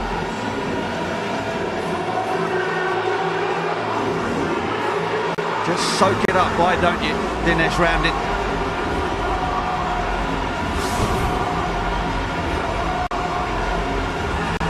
Oh, the home support has been incredible here for the Knight Riders. 5 games in the space of a week, lost only one of them against the Jamaica Talawars, their bogey team here at home. But everybody else has come and been dispatched. Colin Munro, when he was dismissed for 36, you wondered if the Trinbago Knight Riders had the depth to see the chase through. Darren Bravo was deceived by Nabi for 1. Shadab Dwayne Bravo also came and went, but Ramdin found a partner in Searles in the last 3 overs when the pressure was at its highest. And with 59 from 35 deliveries, was able to see his side home in a quite thrilling finish.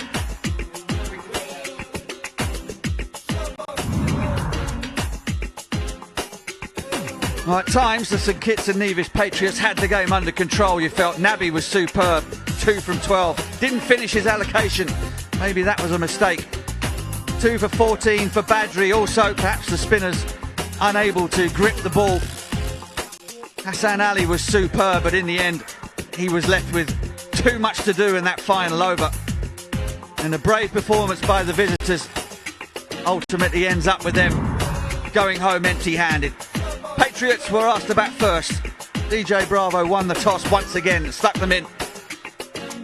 Brooks and Carter with useful contributions, 2 for 26 for Narayan, so economical once again. And the Knight Riders chasing it down with 3 balls to spare, winning by 4 wickets. And Dinesh Ramdin, well, he's the hero tonight.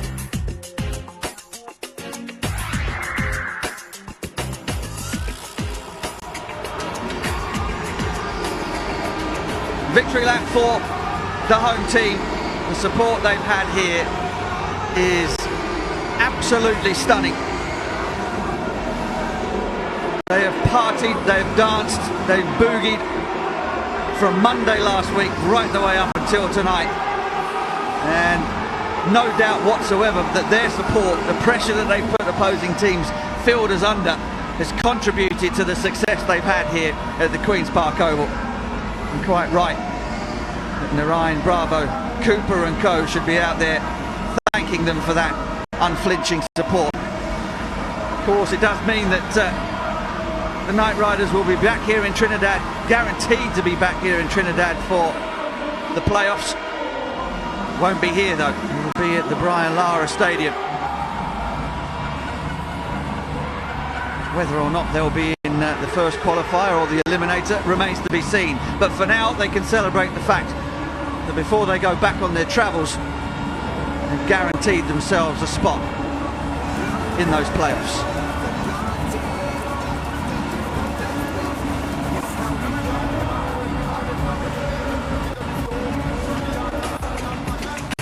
Now, just in confirmation of that, the Hero Motorcorp leaderboard, Trinbago Knight Riders, 10 points. That healthy net run rate still has them out in front by 4. Kitts and Nevis Patriots, with their first loss in the tournament tonight, are still in a healthy position.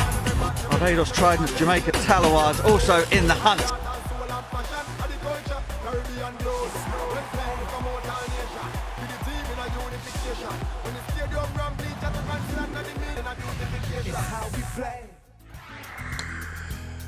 Welcome once again to the second match, if you can catch your breath after the action we've had previously. It is match number 5 of the Hero CPL 2017. The Talawas taking on the Tridents here at Lauderhill in the US of A.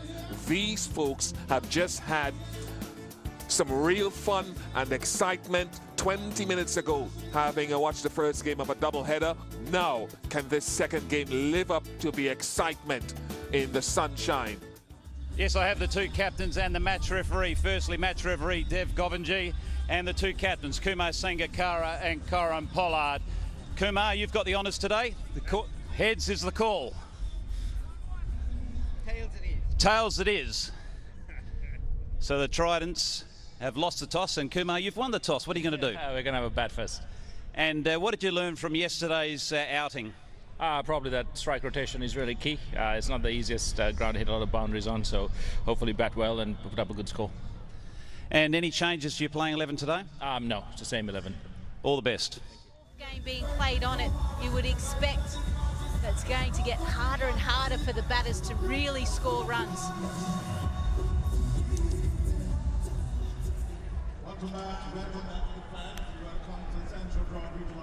A little bit of lackadays running really cost his wicket. Wayne Parnell.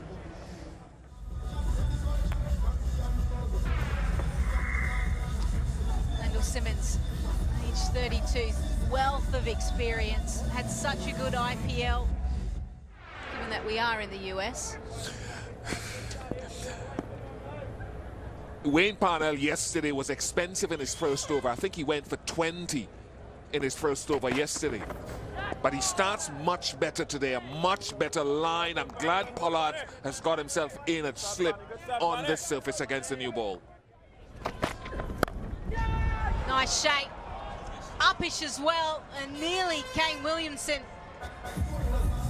had the opportunity to potentially pick up a wicket, but just found the gap. And if you remember yesterday with Sangakkara, Ravi Rampal got him in a similar area, driving to point.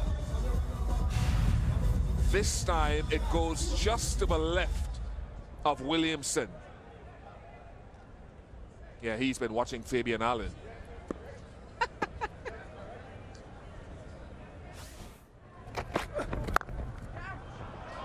That's better.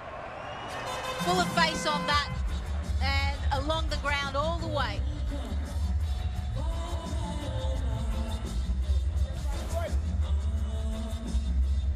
Well, I talked about Parnell going for 15 off his first over yesterday. He started better with the first 2 balls, but now he's gone for 9 with 1 ball to go.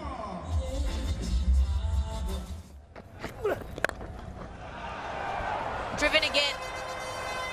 Beautiful cover drive, something that we're so used to seeing from Kumar Sangakkara. I've often said that if there was a silhouette of a batsman like Sangakkara, this would be the shot that would be emblazoned in the silhouette. Now Rampal got him caught at point yesterday for naught. Now he's going to get his own back. Oh, brilliant! Brilliant! A Republic Bank classic. Fabian Allen eats your heart out. It's Kane Williamson now. What a catch! Well, the show just keeps continuing here at the CPL, and Sangakkara goes again, caught Williamson by Ravi Rampal, and the Talawas lose their first wicket, 14 for 1.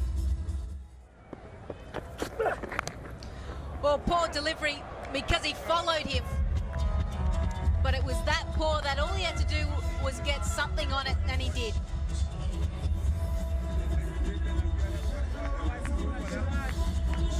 And it's instinctive to follow a batsman when he backs away. But one of the things you can also do if you're skilled enough is when you see him tail away to leg, you can bowl it wide up off stump, where he's challenged to reach it because you've got a short fine. On the bowlers. Or helped along nicely. Came inside the line of it and got it just past fine leg.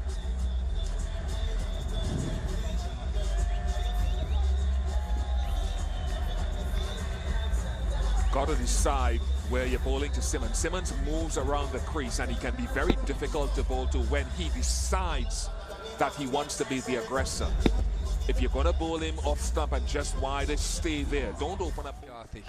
Now here's Ravi Rampal, slapped away by Simmons. He's going to get 4 for this. Goodness, that was a heck of a sound from that bat. Yeah, wonderful shot, using his feet to get to the pitch of it. A little bit more momentum into the shot. Wasn't a half volley, nowhere near a half volley, but... Top half of the bat, how much has he got on this? 1 bounce 4, that'll do. A terrific shot from McCarthy. He looked good yesterday at his brief visit. He looked pretty fluent. Relatively new to the top of the order for this Tallawahs outfit, but looked very much at home when the ball's halfway down. Look at that, got onto it very early, lifting it over wide mid-on. Had a good piece of it.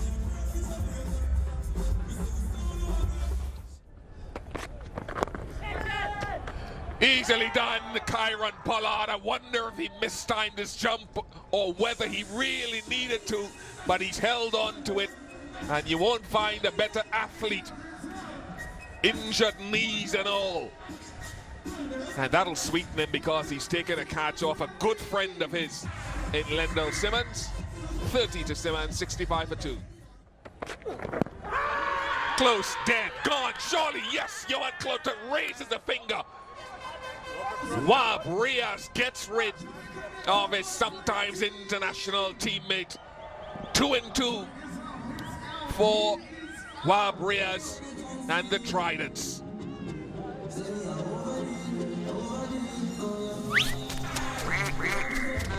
Oh, that's a good duck there as far as the Tridents are concerned. 65 for 3. With the ball going across the right-hander. Oh, another one! 3 and 4 for Wahab Riaz. The innings has turned on its head. What an over from this left arm quick. Rovman Powell disappears for another duck. 65 for 4.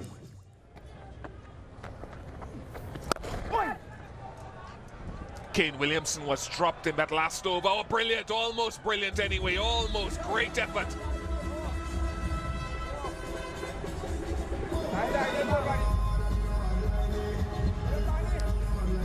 This was hit very, very firmly from McCarthy.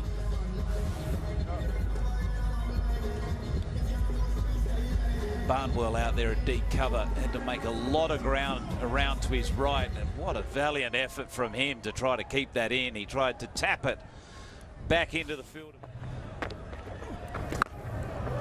That's high in the air and that's gone. That has disappeared.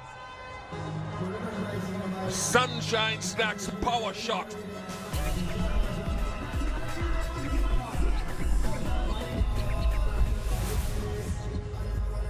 Terrific strike, tossed up, inviting the batsman to have a go, and didn't he fill his boots? Had a right crack at it over mid-wicket. Gone with the one hand. Oh, they'll feel it, but it's not impossible. Nicely tucked around the corner from Shakib. Really has got some lovely touch against spin, and there's a great example. Understanding the field as well, there was no one at that short fine leg position. There will be now after this shot. One of the things that has come into the game, which sort of leads to my next question. Here's Wahab. Shakib Al Hassan, 6, hero maximum 6. Great blow struck by Shakib. A really important blow, not only because it's brought about 6, but he's done so in the first ball of the over. All left-handers are strong in this area. They clear the front leg. They always eye off that cow region on the leg side. Strong shot. Picked his area well. It's gone again. Flatter this time. It's 4. Well struck blow by Shakib. It takes the score to 143. 10 runs off the first 2 deliveries. Wahab Riaz is trying to bowl into the wicket to get that variable bounce, and to stop that, Shakib Al Hasan is going at the ball hard. And everybody likes it. Oh, cheeky Shakib. Oh, beautifully done. Oh, I like that. When you talk about cricket being a mind game and you're playing almost chess against the opposition, 2 balls short of a length, he swats him over mid-wicket, knows he's going to go full, so comes inside and just helps it along the way. Now round the wicket to McCarthy. Oh, he's lofted this. It's gone miles high. It should be a simple catch. Easily done. Imran Khan takes the catch. No celebration there. You've got to take those. They're regulation. McCarthy has gone for a very well compiled, attractive 60 from 44. It's 149 for 5. He's caught hold of this, and he will get 4. He's stretched for that, and it takes the score over the 150. It's 153 for 5. Well, change in field. A couple of balls before, cover was out, third was up inside the inner circle. They changed it. Parnell still hung the ball outside off. First time we've seen so far in here these games at Lauderhill score over 150. McCarthy really was the star today, 60 off 44 deliveries. Wahab Riaz picked up 3 wickets in 1 over. Make some noise if you came here to support the Jamaica Towers. Make more noise. 34 years of age now, Dwayne Smith. He's been a destroyer of attacks. Swing, great ball to start. Where his strength is. This one doesn't swing, but it leaves the bat.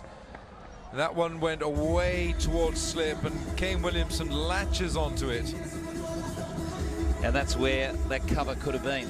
Instead of that deep mid-on, it wasn't a great delivery, but Williamson is such a good driver of the ball, getting across his crease, getting low to make sure he gets perfect timing and also placement.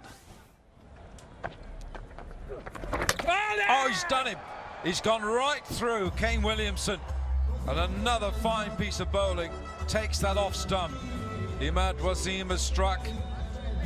And that's a welcome sight for the Talawars to see the back of Kane Williamson. Williamson's gone for 7. It's 10 for 1. He is off peg. Oh, shot. Wonderful shot. Wonderful shot. Some easy footwork down the wicket from Malik and just lifts it over mid-off's head. Classical shot this from Shoaib Malik. The grace with which he plays this shot. It's beautiful to watch.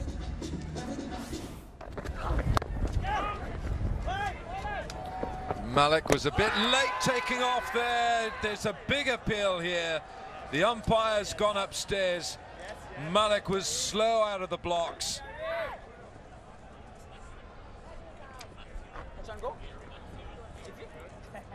Gary Mathurin with the throw here. And I don't think Malik has made it. Doesn't look good for him now. No, he's not in the frame there. So Shoaib Malik was a bit slow going for that single. And he's gone. Fine piece of fielding by Gary Mathurin. Malik's gone for 8. It's 23 for 2. Helped away nicely. A very typical Dwayne Smith shot to end the over. 34 for 2.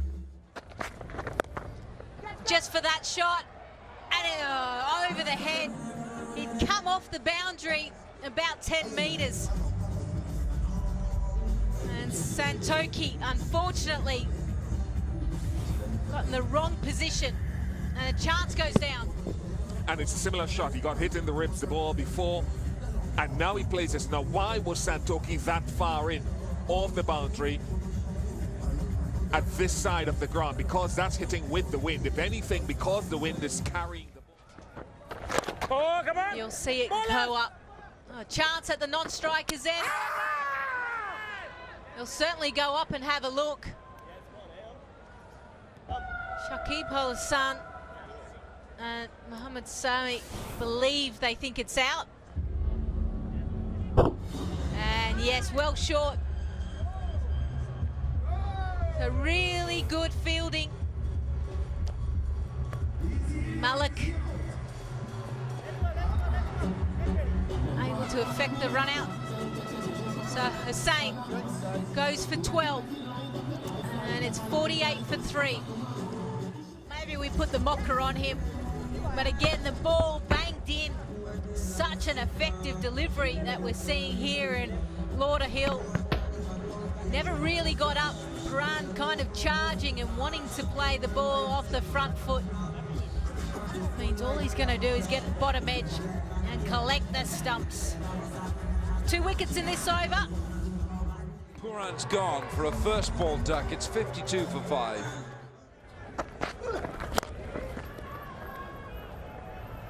Plundered that. He's absolutely bludgeoned it. But the scary thing is, he didn't really get it out of the middle of the bat, did he? Bowled them wide, tried to go to the wide line. Didn't matter. Big arms of Pollard was able to reach out and fetch it. Talk about a big bat that Chris Gale uses. That is also a substantial piece of willow. Oh, hello, that sounds pretty good. How about that for a monster hit? That's a big one. Pollard special, 68 for 5.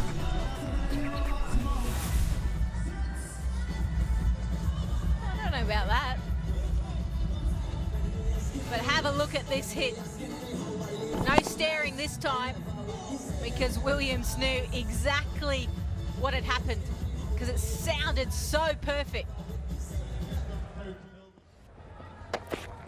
Oh, that's a horrible delivery for Sangakkara to collect. And that's going to be 4. 4 wides. It'll be 5, of course. Well, it's hard for the 39-year-old to bend his back and trying to stop this. A couple of bounces, the pitch dying. Remember, this is the 4th game that's been played on this wicket. Not a lot of bounce or carry.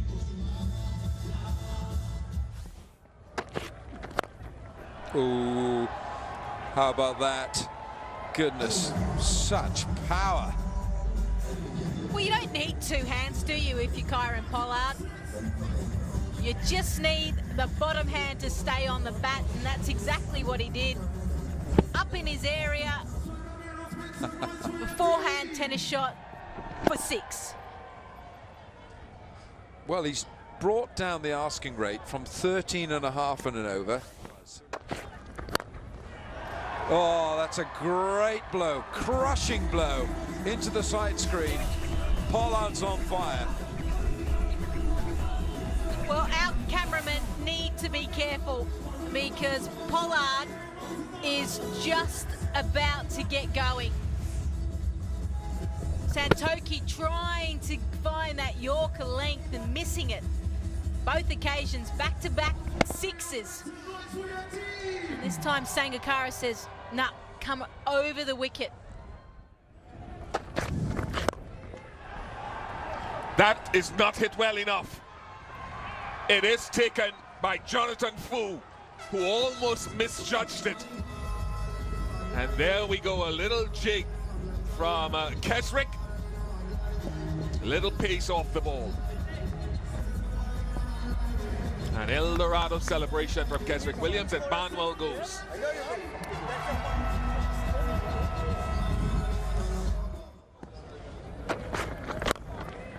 That's it with the wind, and that's gone for 6. Length in the slot, and Pollard makes it travel. And it's travelled economy class because he hasn't hit it out of the middle of the bat. It's not gone first class. It's not like a real sweet hit, as you would call it. It's a miss-hit, but Pollard miss-hit sixes for fun, particularly when he's got the breeze behind him.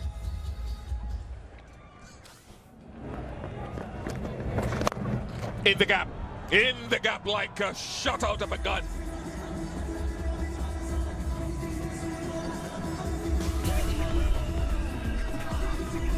Shakib has tried to bowl that right up on the crease line, and he's just fractionally short. He's gone wide, but it's allowed Pollard to get his arms free, and when you do that, look out.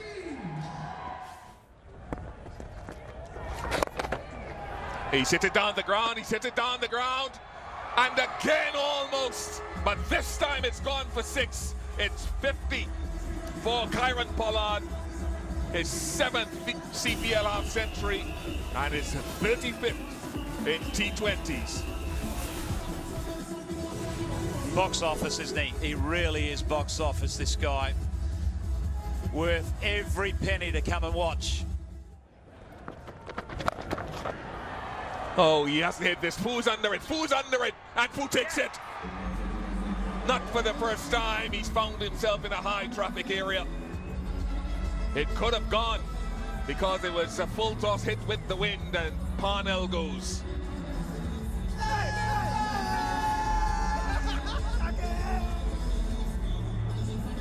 $124 for 7. Now he's hit this like a rocket again, straight. And Kieron Pollard is keeping the Tridents in this contest on his own. 130 for 7.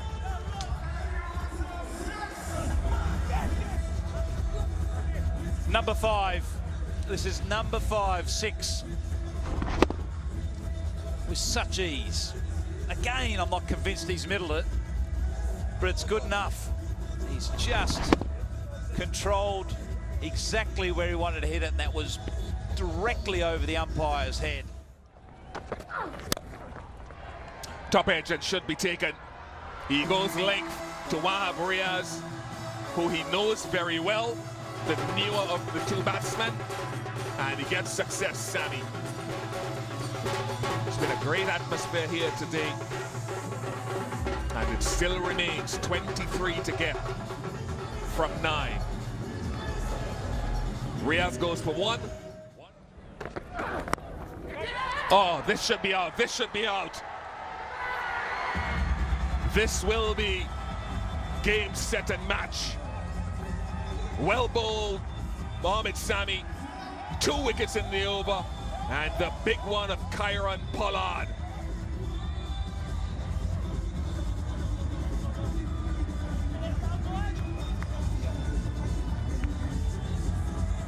He goes for 62. Well played. 134 for 9. Well, last ball and a wicket. Simple catch to Lendl Simmons. Ravi Rampal goes on the last ball, but a good solid win by the Jamaica Talawars. They win by 12 runs. And the captain, Kumar Sangakkara, extremely happy with his players. They were tested. They were tested because of one man, Kieron Pollard. So match number 5 of the Hero CPL 2017. The Tridents chasing 154, managed to only get 142. Really, it was Pollard there, 62 off 33 deliveries. The only other one with some kind of runs under his belt was Dwayne Smith, but that came off 31 deliveries.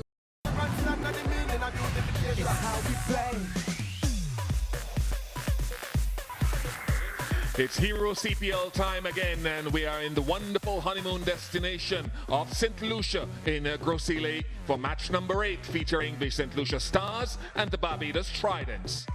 Tridents won the toss and have elected to bat first, and they'll need more from Dwayne Smith. He's batted rather slowly so far in the tournament. They'll need more from Kane Williamson. Yeah, looking at the Stars team now, this is a team that needs to fire, and one big inclusion there at number 3. Shane Watson comes into the side, so a big welcome return for him. We all know what he's capable of doing with bat and ball. To try something different, batting first hasn't been effective. A chance for them to relax into the innings out there in the middle, and as Tom mentioned, the Barbados Tridents winning the toss again and batting, which seems to go against the grain of what T20 cricket's about. Yeah, it has done to a certain extent, but I just got a feeling that the Tridents just want to give their top order a chance to bat without the pressure of run rates or a formidable score on the scoreboard.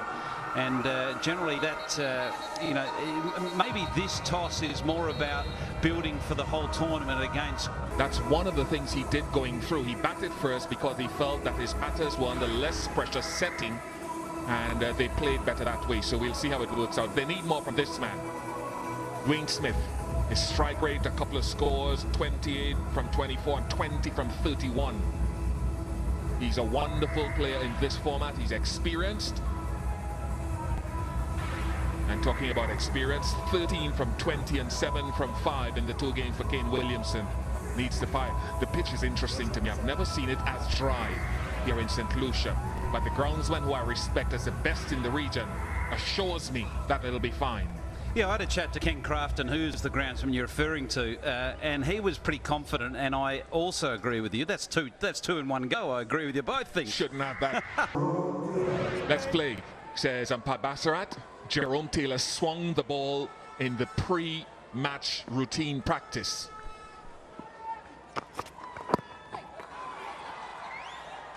First run on board for the Tridents.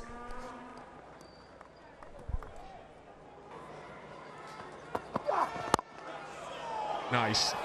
They better run.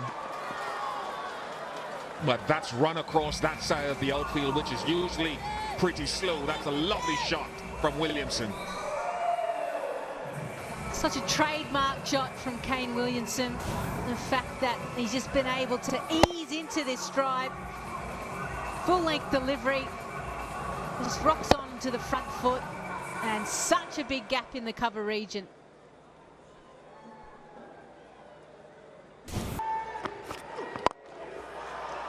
That's just beautifully timed. My goodness, the balance. Sunshine Snacks power shot of the evening. Every bit of it. Just a fraction straight. You could argue it was still okay, but just the balance of Williamson here. Look at the head, just in perfect position in the ring. That is well hit. That's hit on the up. It's the first hero maximum of the contest.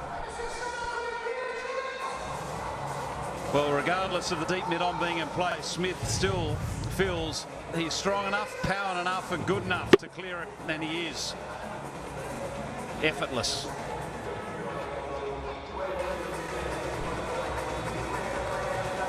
Such a good strike. He didn't really get it out of the middle, but such a strong man. So pressure now back onto the bowler. Look, doesn't matter where you put him. I'm going to find the boundary, offside or leg side. On this occasion, cleverly opening the face.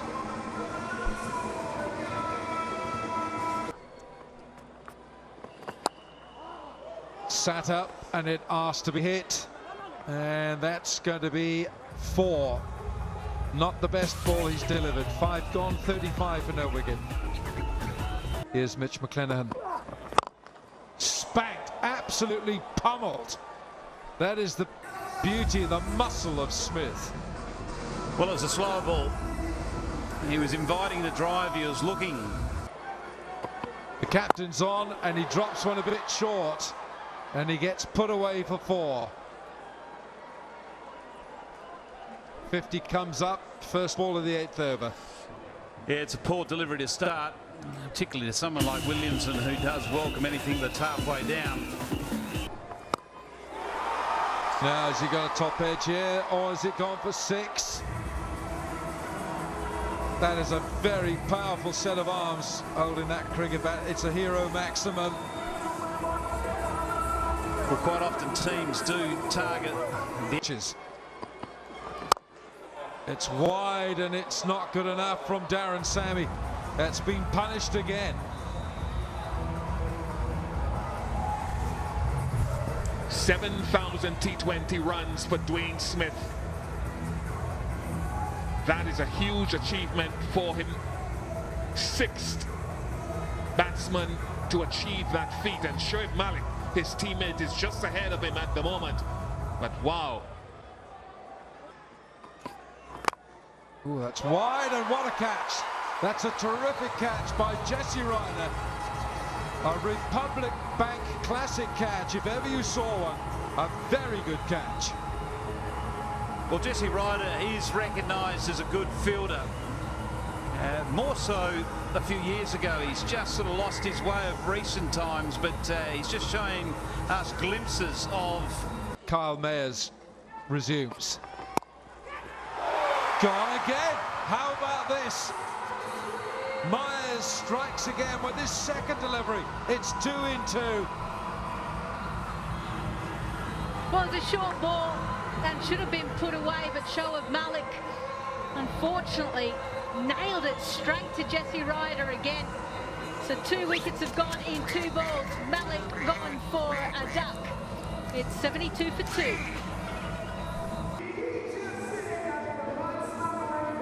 Barbados Trident's captain Karan Pollard walks in on a hat-trick. So Kyle Mayer's hat-trick ball. And Pollard walks down the pitch to him. Premeditated paddle by Kane Williamson. And he picks up 4 runs. Frustrating for the bowler. Really smart play for the Tridents. Tugged it down to mid-wicket and brilliantly taken by Marlon Samuels. That is a really good and outstanding piece of catching.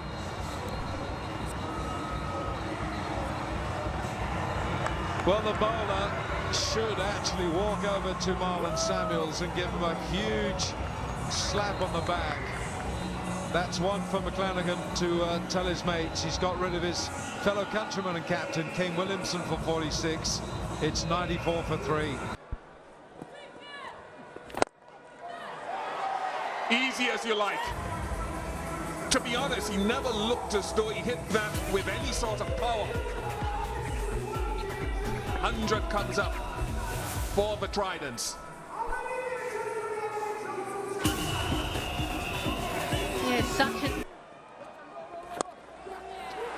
It's gone offside this time. Wasn't that wide, but he's going to get 4 more.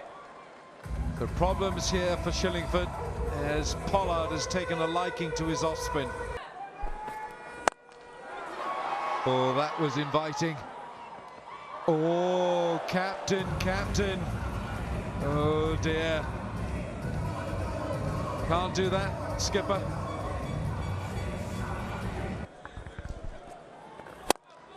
Down to long off. Over long off. Wow, what power. What power. Another hero maximum from Pollard. Takes him to 8 for the tournament. That is just enough. Just enough on that eastern side of the ground. 2 out of 2 of Shillingford. This is the number 1. Flat. Very few in the world can do that. This one's a miss hit, but because of his power, because of his strength and the size of the bat, it still carries. You have to feel for the bowler. He's firing them in, Shillingford. He's firing them in, one with a wet ball. He goes wide. Oh, what a shot. What a shot from Nicholas Pooran all the way for 6.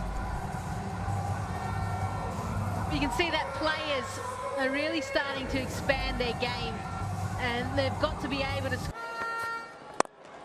Oh, lovely choice from Pooran. Lovely, smart.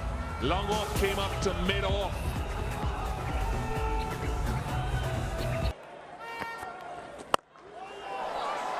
He hasn't hit this, he hasn't hit it. Johnson Charles coming around. Johnson Charles takes the catch.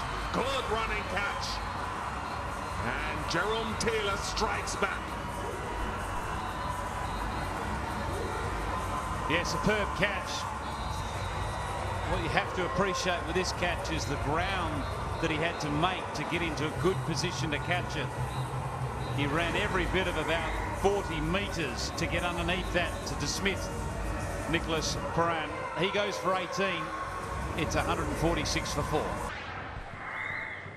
Well, that means then, as the new batter, Chris Barnwell, comes in, that it's going to be a little bit harder as well, which will certainly give the advantage. Oh my goodness, the biggest I've seen in this tournament. That is magnificent. Right in the arc, shot boy. Oh, gets straight, and gets 4. And it's 50 for Kieran Pollard of just 26 deliveries, continuing his fantastic form from the previous game. Is 6 CPL 50 and 36th in all T20s. Oh, he's tucked that around the corner brilliantly.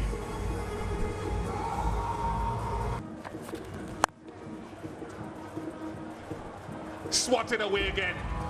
Jerome Taylor is bleeding here in these last couple of overs. Oops, he goes short, and it goes. So maybe I'll have to go to your option now, Tom.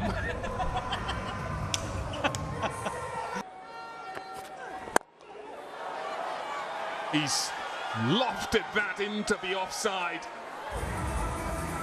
This has been a whirlwind effort from Kieran Pollard. They may check to see whether it's 6 or 4, but a comprehensive stamp by the Trident's captain. And that's 6. Highest score of this year's tournament. And the highest score on this ground in CPL. What an innings from Kieran Pollard. 195 for 4. Side into a very comfortable position.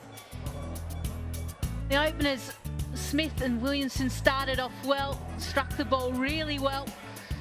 And then 2 wickets in 2 balls from Kyle Mayer just changed the momentum. And despite Nicholas Perrin coming and going, it was Kieran Pollard that just kept finding the boundary regularly. 82 off 35, strike rate of 234, and the bowlers, they went for some tap. Marlon Samuel's the only one really getting it. Economy run rate 6.67. The rest all going the distance.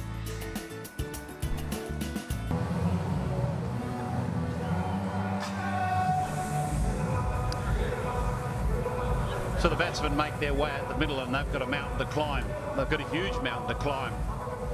197 required.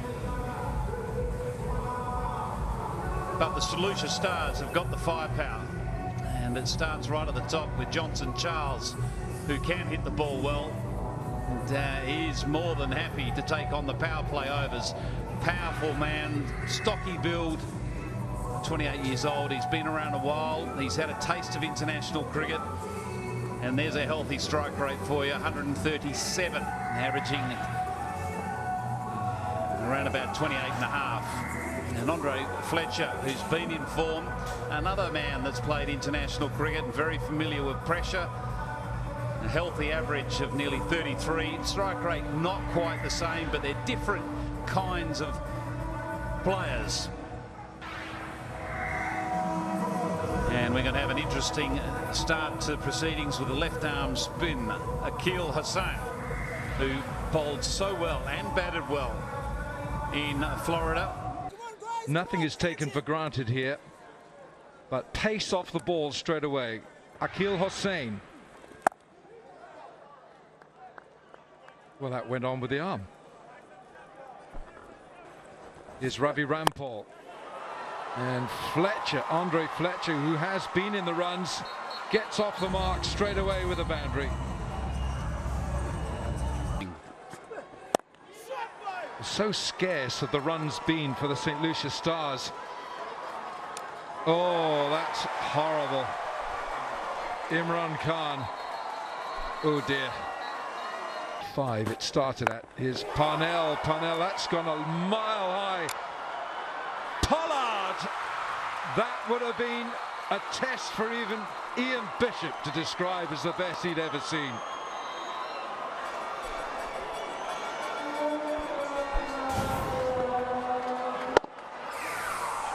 There's always going to be a difficult catch for Pollard running away with the ball. You have to think that it was probably an easier catch to attempt for Shoaib Malik, who's just in the distance there. He's running in on the line of the ball. And that'll be 4. Too short, fine leg up.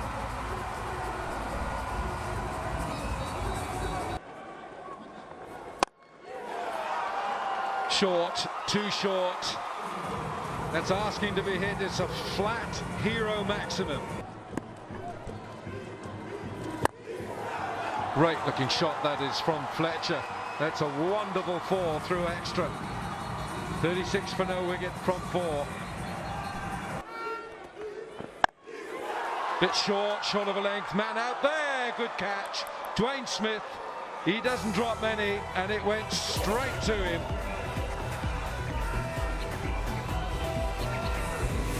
So Johnson Charles, after an entertaining 17-ball innings, has to go, and it was good while he was there.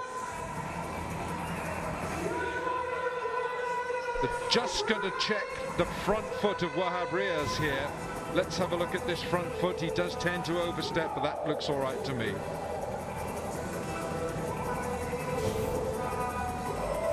Johnson Charles has gone for 19. It's 36 for 1. Like the idea of this, having the left-hander come in.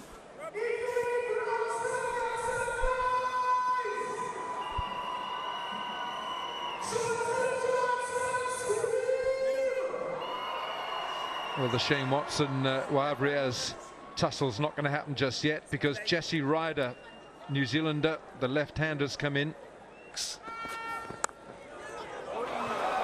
And they all count.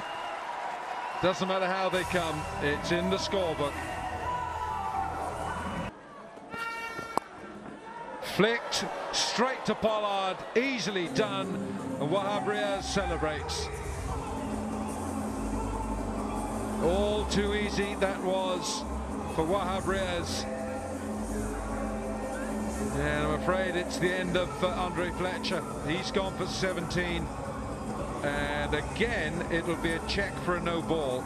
I guess reputation follows you around when you've got a long delivery stride. Is this, oh, there's just something behind. He's okay, but it's borderline, but it's fine. Fletcher's gone now. That's both the openers for the St. Lucia Stars have gone. Fletcher's gone for 17. Thoroughly disgusted with himself. It's 41 for 2.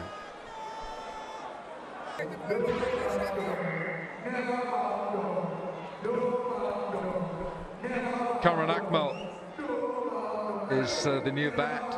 Well, that strike rate is healthy. Don't look at the average. Goes after it straight away. No, this is not going the St. Lucia's way. It's Pollard again. You just can't keep him out of the action. It's all too easy for Barbados Tridents, and that's another failure for Kamran Akmal. His season hasn't started. Oh, such a poor shot again from Kamran Akmal. Goes for a first ball duck, and all of a sudden it's 42 for 3. Top order bat, and St. Lucia Stars are struggling. 42 for 3. First ball.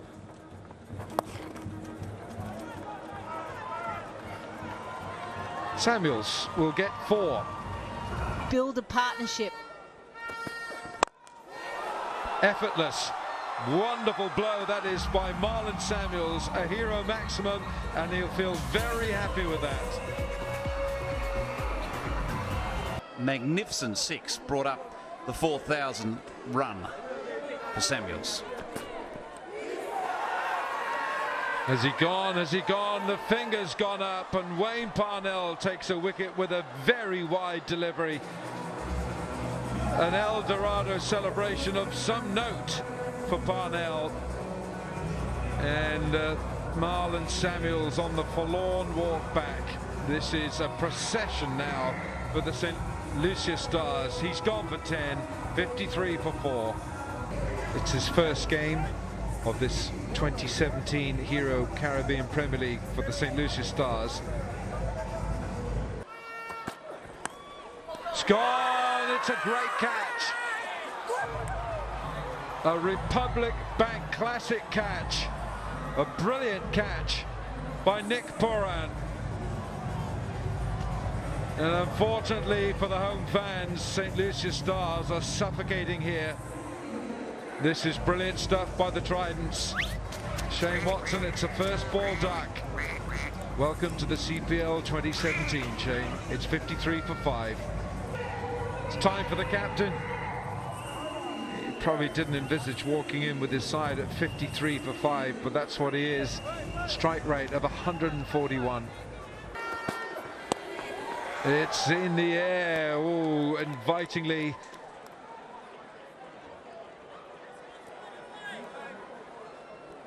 This sport across the islands. Well, you know, we're very, very lucky that we had Darren Sammy here. I'm just going to interrupt you there. We've got a hero maximum, a huge 6 just on cue. I think they've spotted the Prime Minister down there, and they know that they need a few runs, and I think the presence of you on the boundary line has made sure that 6 has come up. Oh, fantastic. But you know, since we had Darren Sammy here, has really elevated the sport. So for us here in St. Lucia, and also for the Caribbean, to give this incredible exposure to the sport of cricket, I really will. In the air. In the air, deep square leg coming. Deep square leg takes it. Well, sometimes tonight the short ball has some merit. Good catch from Akeal Hussain.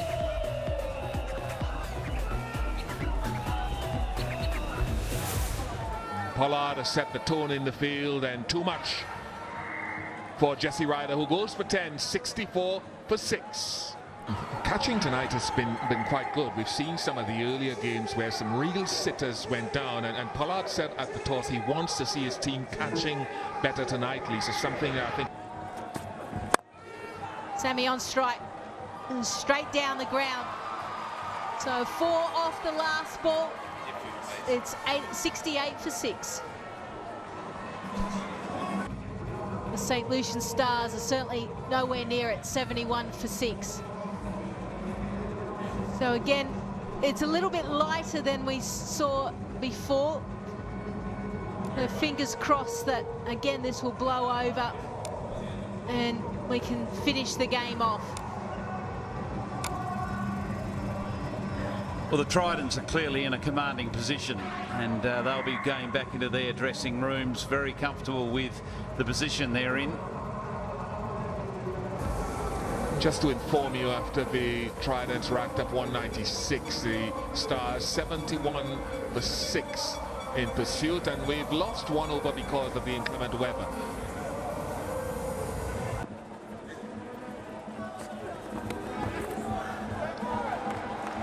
Gets something on it and will get 4. No one a deep fine leg.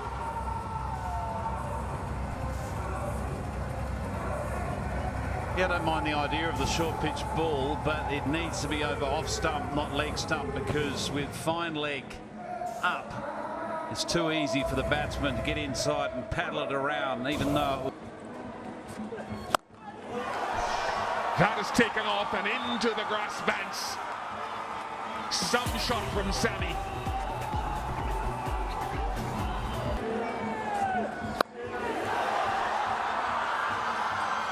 Just enough on it.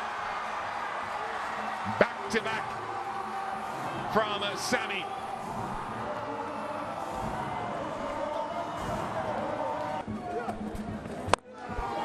Now then, how well has he caught this? Oh, he's caught it very well. That's tremendous hero maximum from Darren Sammy. 2004 Champions Trophy. Now, how's he gone here? It's another great blow. It's not 6, but he'll take 4. It's a snick.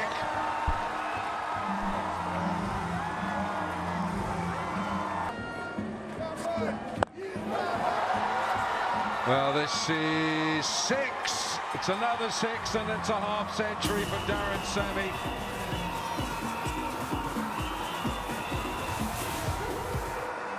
That's the fastest in this 2017 Hero CPL.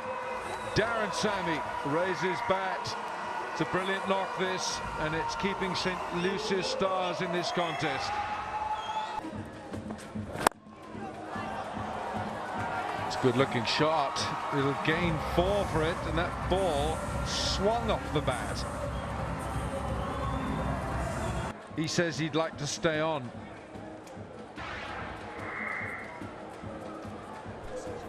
Yeah, he wants to keep going. Yeah, unfortunately, the rain is playing spoil sport here tonight. But I want to stress the value of pitches again. We saw a good pitch last night at the Queen's Park Oval. We're seeing an excellent pitch here tonight again, and it does so much for the entertainment, for viewers, for spectators. Match has been called off, and a win for the Barbados Tridents by 21 runs here over the St. Lucia Stars at the Darren Sammy Stadium.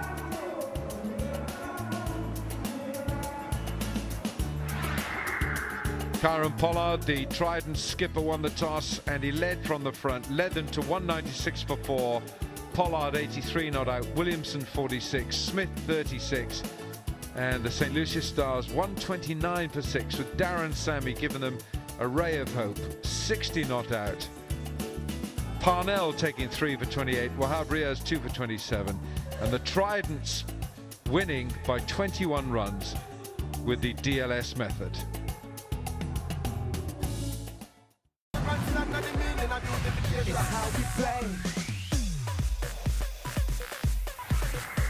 It's Hero CPL time again, and we are in the wonderful honeymoon destination of St. Lucia in Grosseille for match number 8, featuring the St. Lucia Stars and the Barbados Tridents. Tridents won the toss and have elected to bat first, and they'll need more from Dwayne Smith. He's batted rather slowly so far in the tournament. They'll need more from Kane Williamson.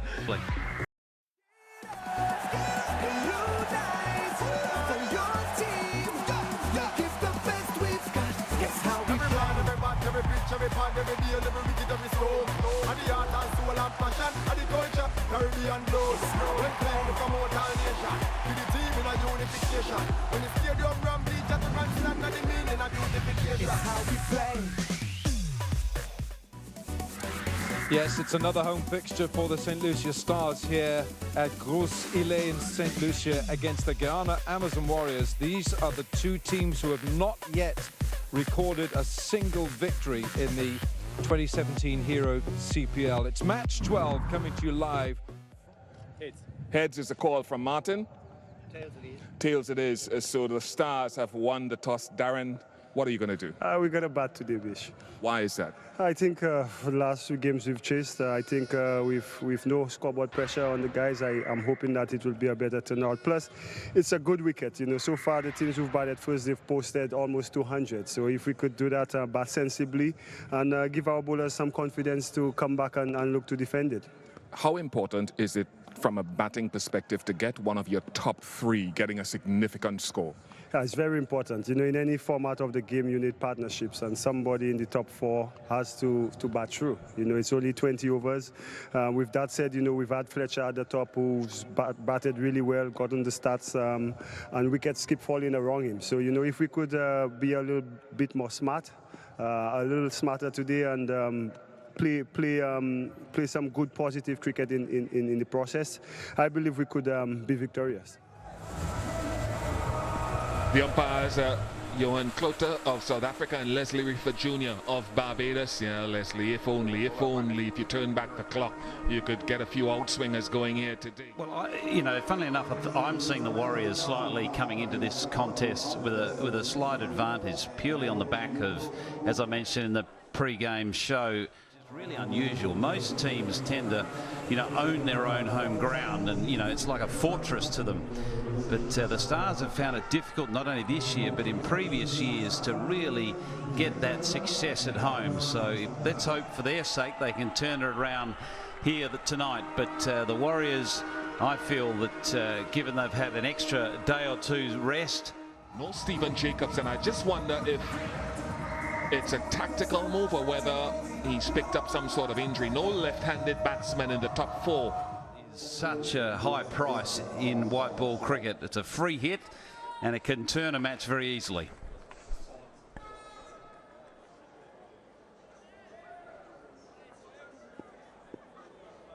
Playtime, says Leslie Reefer Jr. Tanvir.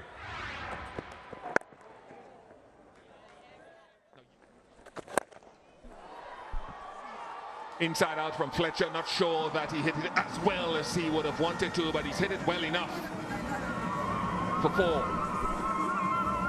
Well, one thing that Fletcher's done well over. Well, legs up line, nudged around the corner, delicate from Charles, and Tanvir gives up the chase easily. Yeah, this time. Oh, nice. First hero maximum of the contest goes to Andre Fletcher.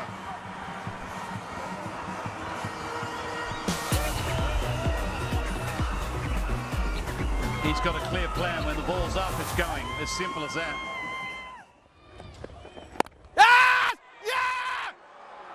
Gone. That's all this. Beaten for pace, Andre Fletcher, and a simple catch for Martin Guptill.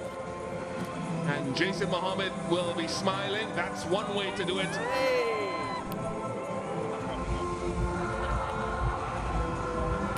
It's a pitch that responds to effort here at the Darren Sammy Stadium.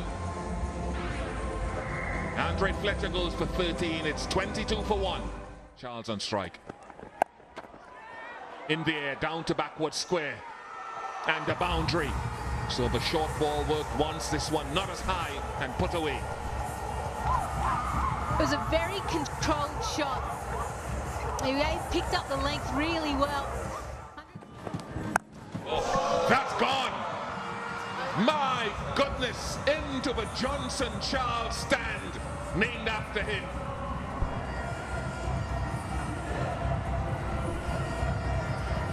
There it is, right back into that one. A huge blow. Oh my golly gosh, that has gone out of the venue.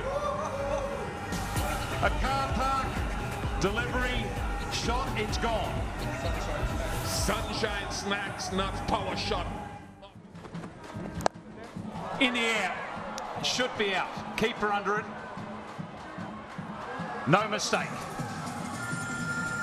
So an El Dorado celebration for Emirates. The good and the bad so far this over. Well, he was undone by the ball before. It was a beauty from Emirates that maybe sowed the seed of doubt into Samuel's mind, and it was a shot without conviction. Walton takes the steepling catch. Samuel's gone for 2, 43 for 2. Oh, Shane Watson, beautiful full face and timing. That's a boundary. 50 comes up for the St. Lucia Stars, and comes up with a classy shot from Shane Watson. In the air, hasn't quite got it, but there's going to be enough on it. Yes! I think you'll see that to 6. It may have landed on the full.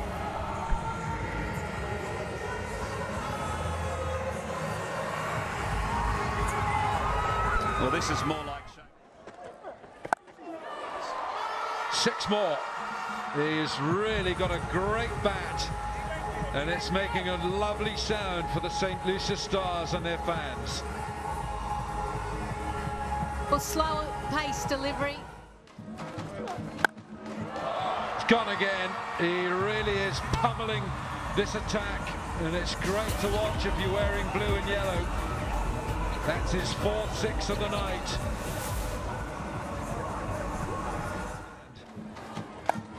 Good place to stack them up.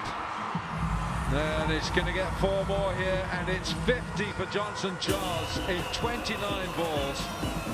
It's been such an entertaining innings, this. Oh, it's gone a long way up. Who wants it? Who wants it? Babar Azam takes a steepling catch, and Rashid Khan has his first wicket on this Hero CPL. He's threatened all through the campaign, and finally he's got one. Yeah, relief for Rashid Khan. It's how the drinks break. Third man inside the ring, it's 4. That's the risk you take when you bring him up from there. Not exactly where Watson would have liked to have hit it, but he gets the desired amount of runs. Pace off delivery again, just rolling his fingers. Leg cut up and gets a thickish outside edge. But just on Sammy. Is he Done him again. I think that's deliberate from Shane Watson, and it brings up the 100 for the St. Lucia Stars. It's come in the 12th over. Gone! Cameron Akmal, what have you done again? He doesn't work it out, and it's been a wretched CPL for the Pakistan banner. He's gone for 2 from 4, and that's yet another blow struck, and Rashid Khan has picked up his second. Akmal gone again, cheaply, 2, 104 for 4. Has he connected? No, he hasn't. Martin Guptill takes the catch. They're just going to check the height of this delivery. Well, both Darren Sammy and Shane Watson looked straight away to square leg, but we're going to have to look at the front foot first. That's fine. Rock and roll it through to the next.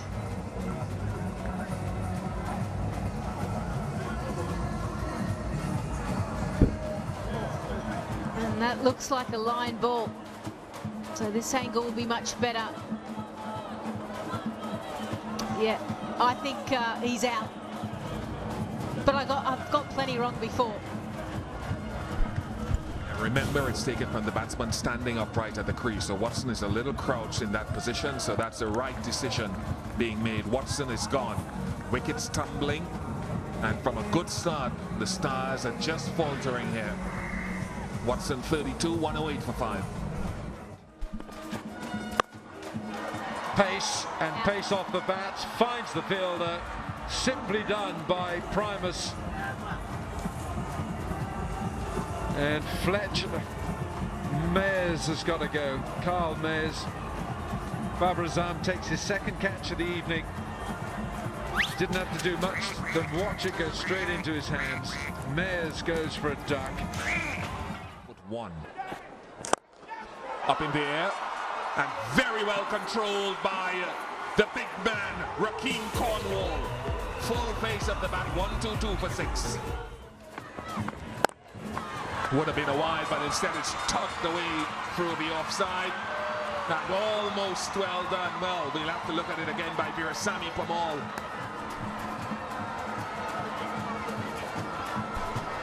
Yeah, ball being bowled into the wicket was certainly going to be a wide. Rakeem Cornwall does well to get it to there, and oh, it's hard to tell, isn't it, whether the ball is touching the boundary rope. So the ball, yeah, so it's touched his leg whilst his leg is touching the rope. So I'll be given 4.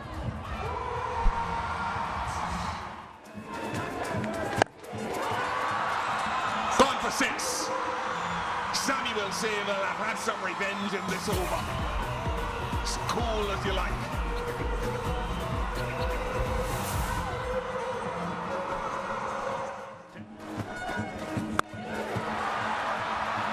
That's height. A lot of height. And over the boundary, into the wind there, so it didn't carry as far, but carried enough.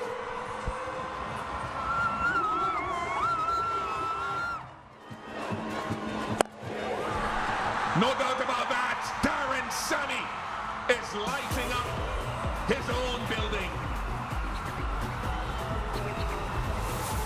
Well, it went into... Not hit that one, he's not hit it, he's not hit it well enough. And taken by Roshan Primus. 2 sixes and then his wicket goes down.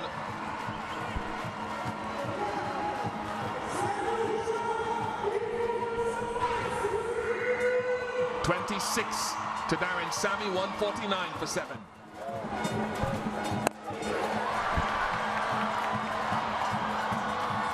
Another one goes down. Easy catch for Rashid Khan.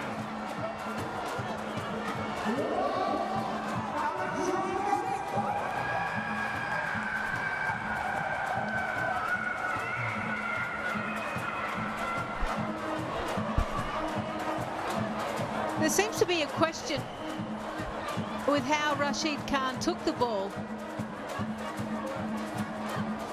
Or there is confusion. Yeah, the umpires are saying, what are you hanging around for? So Cornwall gone for 14. It's 149 for 8. Really good performance by Rashid Khan. Has been wicketless in the CPL, but picked up 2 wickets and only went for 9 runs. We started to see this pitch turn sharply and also with a bounce. So there's still plenty in it for the bowlers. So 152, if St. Lucia Stars bowl well, bowl to their field, then certainly it's going to be one that will go down to the wire. So St. Lucia won the toss and elected to bat, and Johnson Charles was electric up at the top, 53 off 32. Shane Watson played his second game, performed well, 32, and Darren Sammy again in the runs. As for the bowlers, Ryan Emret was on a hat-trick, 4 for 35, and we've already mentioned Rashid Khan, 2 for 9. The Nestle countdown, which is not to say the Warriors aren't desperate either. Play, can the Stars bowl with greater discipline tonight? Walton. It's a good delivery to start with to bring Alan Wilkins into the chair. Lofted over mid-on. Adventurous shot, and he gets the reward of 4.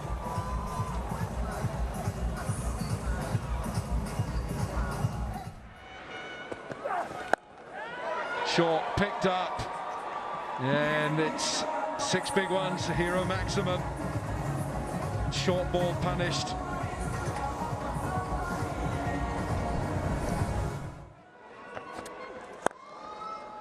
Looking for that full Yorker length, and he's clipped this nicely for 4.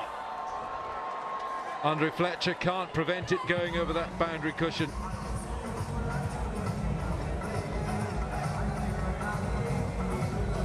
Well, Walton's raced to 18 now with 2 4s and a 6. Taylor looking for that Yorker, but just getting it fractionally full. That's beautifully timed. Fletcher fielded particularly well. Taylor, that's still a little bit full, and it's been punished. Full blade of the bat, 4 straight past the bowler. Yeah, excellent. And one of the things I like about Walton in this edition of the CPL is the tempo at which he's scoring. Leading edge, and he gets away with it. Shillingford was the fielder, and the bowler's going to feel very agreed with that. It's punished, it's gone for 4. Well, it might have been a difficult chance, but from a bowling perspective, Mitch McLennan would be tearing his hair out here, and he's got a fair lock of it as well. It's just taking the pace off that, the slight sort of cutter delivery. Well, I think Shillingford moves slowly to this. Yeah, you've got to stop that. You've got to stop that going past you.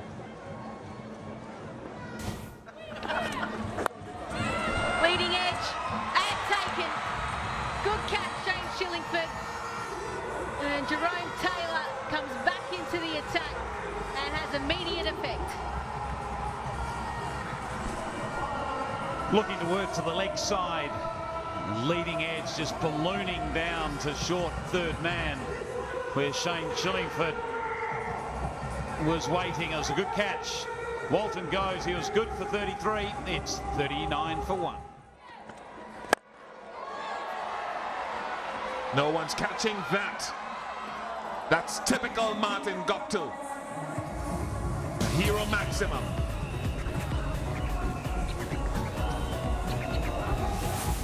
He's known for how well he hits the ball straight down the ground. This one he didn't quite get the timing, but it was good enough. Sammy was sort of living in hope that that may have just fallen inside. Providing so much for him as well. Straight away he strikes. Babarazam fails again, but Shillingford, more importantly, is struck with the second ball he served up in this contest. Stars needed this.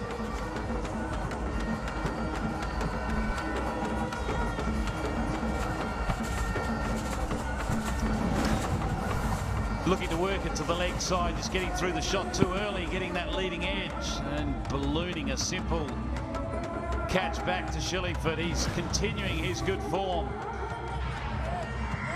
Babarazam not continuing any form. He goes for 12, 64 for 2. Good bounce, but really well played as well by Guptill. Just rode with the bounce and just managed to get it down to that vacant third area. And he's there asking the square leg umpire, surely that's one for the over? Shillingford. Again, down to that area at third man, just like Guptill did. This time it's Mohammed. I feel really sorry for Shane Shillingford because this isn't a poor delivery. Turns, it bounces, it's over middle stump. It's a lovely shot. Lovely indeed from Jason Mohammed. I talk about him as a good player of spin and so good square of the wicket either side. Well, it's because of the 2 shots down to third. Now, has he caught hold of this? I don't think he has. Oh, what a good catch. Marlon Samuels. That is a very, very good catch. He looks very calm and collected there, but they are difficult. Martin Guptill. It's gone big, gone down the ground, and hero maximum. Nice clean blow from Jason Mohammed. Onto the boundary. Oh, that's a good shot. That is 4 runs. Jason Mohammed with impeccable timing. Cool action. Oh, I wonder if he got an edge to that. And he did. That's why Shillingford was annoyed, because Cameron Akmal didn't catch it, nor did he stop it. Complexion of this run chase. Gajanan Singh collects a hero maximum. It's a tasty blow from the left-hander. And this is just deflating the spirits of St. Lucia.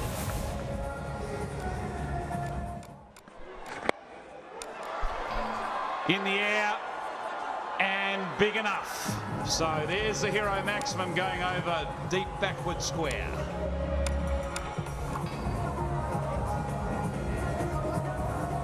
Problems for Andre Fletcher. He's got an ice pack around that right arm. Meanwhile, Gajanan Singh with a flick And he's got enough on this, and in fact that is against the breeze that Tom Moody's talking about. Oh, glorious from Gajanan. He is playing a lovely cameo, 26 from 14.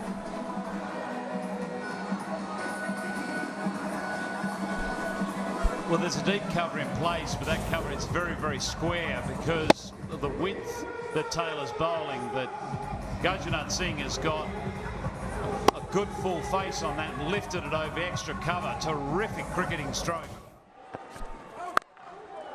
Well struck again from Gajanan. This is a golden innings. The true warrior.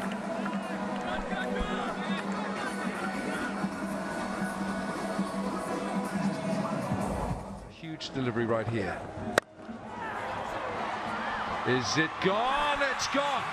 Darren Sammy gets his big hands around that white ball, and the skipper plucks it out of the air. Is there a twist here? Muscle and 4. Even into the wind. Primus gets it away. And the Warriors can see light at the end of a tunnel. Not over yet.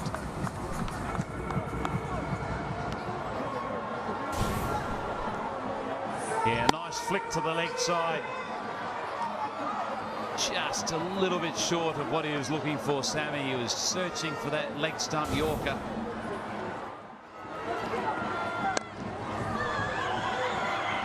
Could get 2. They will get 2. They come back for 2. And it's victory for the Amazon Warriors with 1 ball to spare here at the Darren Sammy Stadium. It was tense.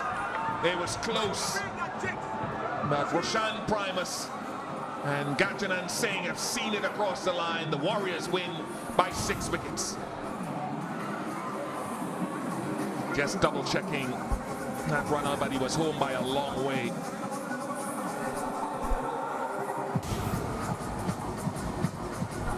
So clearly not out.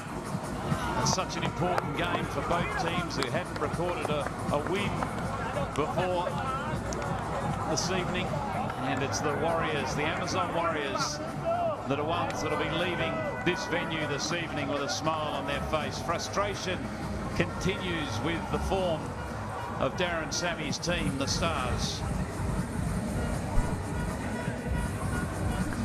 Number of what-ifs. They started so well with the bat, the Stars, and should have gotten about 180. It was tight for Roshan Primus. This will do him the world of good. Oh dear. Oh, heartbreak. Well, that's going to hurt. That's now 5 defeats out of 5 for the St. Lucia Stars, and Ghana Amazon Warriors win their first, and it's taken them 4 matches to do it.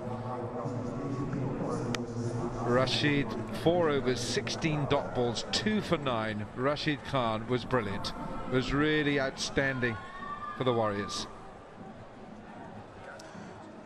Gajanan Singh very good as well. Not out 35. Well, it was close. They said they were getting closer for Stars, but they just couldn't get over the line. 153 for 4, the Warriors. Walton 33, 38 to Jason Mohammed as well, and 35 to Gajanan Singh, not out of just 22 deliveries.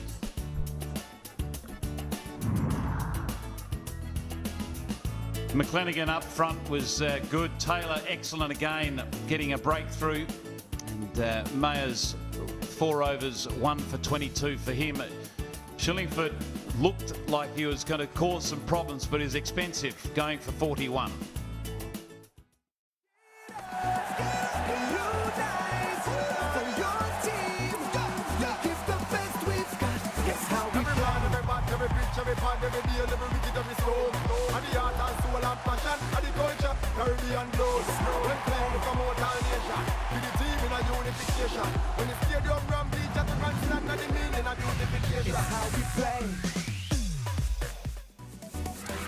Yes, it's another home fixture for the St. Lucia Stars here at Grosse Ile in St. Lucia against the Guyana Amazon Warriors. These are the two teams who have not yet recorded a single victory in the 2017 Hero CPL. It's match 12 coming to you live. Heads is a call from Martin. Tails it is. So the Stars have won the toss. Darren, what are you going to do? We're going to bat today, Bish. Why is that? I think for the last 2 games we've chased, I think we've no scoreboard pressure on the guys. I'm hoping that it will be a better turnout. Plus, it's a good wicket. You know, so far the teams who've batted first, they've posted almost 200. So if we could do that, bat sensibly and give our bowlers some confidence to come back and look to defend it. How important is it from a batting perspective to get one of your top 3 getting a significant score? Yeah, it's very important. You know, in any format of the game, you need partnerships, and somebody in the top 4 has to bat through. You know, it's only 20 overs. With that said, you know, we've had Fletcher at the top who's batted really well, gotten the stats, and wickets keep falling around him. So, you know, if we could be a little bit more smart, a little smarter today, and play some good positive cricket in the process, I believe we could be victorious. The umpires are Johan Clotter of South Africa and Leslie Reefer Jr. of Barbados. Yeah, Leslie, if only if you turn back the clock, you could get a few outswingers going here today. Well, you know, funnily enough, I'm seeing the Warriors slightly coming into this contest with a slight advantage, purely on the back of, as I mentioned in the pre-game show, really unusual. Most teams tend to, you know, own their own home ground, and you know, it's like a fortress to them. But the Stars have found it difficult, not only this year but in previous years, to really get that success at home. So let's hope for their sake they can turn it around here tonight. But the Warriors, I feel that given they've had an extra day or 2's rest. No Stephen Jacobs, and I just wonder if it's a tactical move or whether he's picked up some sort of injury. No left-handed batsman in the top 4. Such a high price in white ball cricket. It's a free hit and it can turn a match very easily.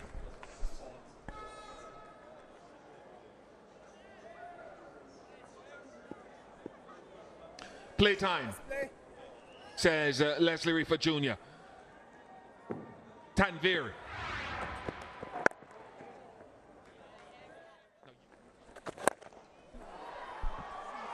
Inside out from Fletcher, not sure that he hit it as well as he would have wanted to, but he's hit it well enough for 4. Well, one thing that Fletcher's done well over. Well, legs up line, nudged around the corner, delicate from Charles, and Tanvir gives up the chase easily. Yeah, this time. Oh, nice. First hero maximum of the contest goes to Andre Fletcher.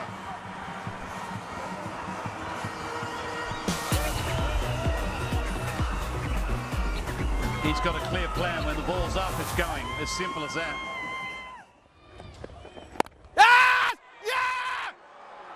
Gone. That's all this. Beaten for pace, Andre Fletcher, and a simple catch for Martin Guptill. And Jason Mohammed will be smiling. That's one way to do it.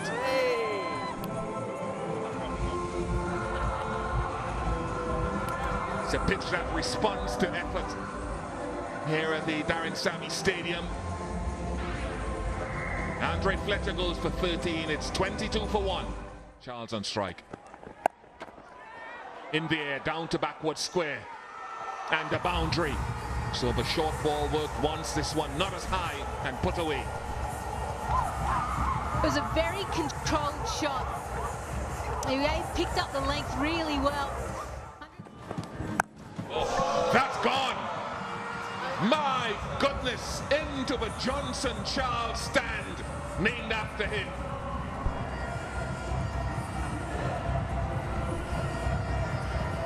There it is, right back into that one.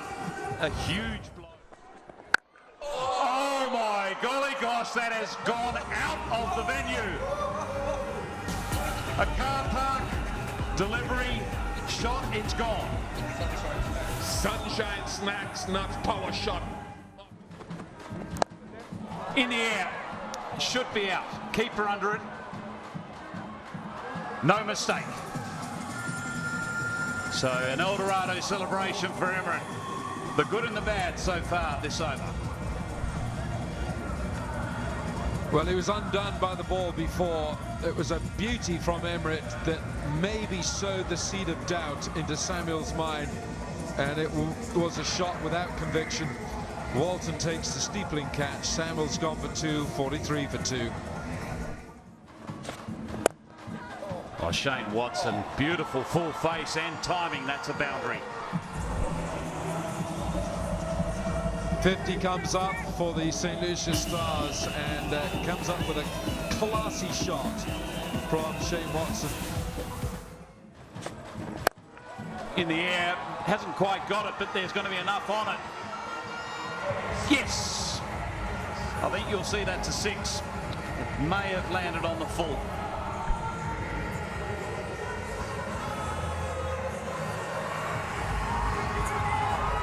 Well, this is more like Shane.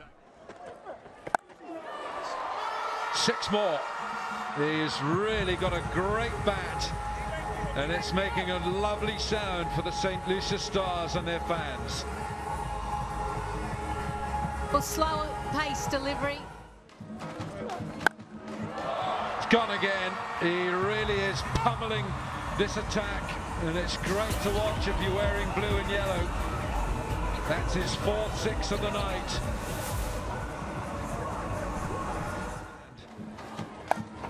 Good place to stack them up.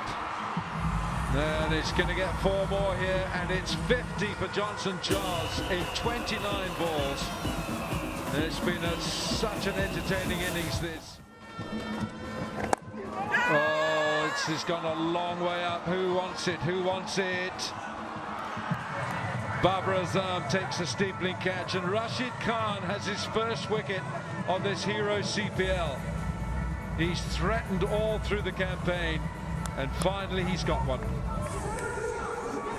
Yeah, relief for Rashid Khan. It's how the drinks break.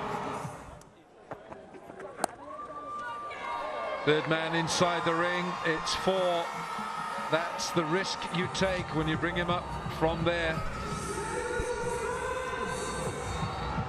Not exactly where Watson would have liked to have hit it, but he gets the desired amount of runs. Pace off delivery again, just rolling his fingers. Leg cut up and gets a thickish outside edge. But just on Sammy. Is he Done him again. I think that's deliberate from Shane Watson, and it brings up the 100 for the St. Lucia Stars. It's come in the 12th over. Gone! Cameron Akmal, what have you done again? He doesn't work it out, and it's been a wretched CPL for the Pakistan banner. He's gone for 2 from 4, and that's yet another blow struck, and Rashid Khan has picked up his 2nd. Akmal gone again, cheaply, 2, 104 for 4. Has he connected? No, he hasn't. Martin Guptill takes the catch. They're just going to check the height of this delivery. Well, both Darren Sammy and Shane Watson looked straight away to square leg, but we're going to have to look at the front foot first. That's fine. Rock and roll it through to the next.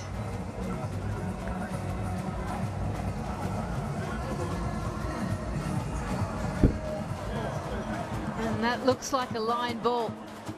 So this angle will be much better. Yeah, I think he's out. But I've got plenty wrong before.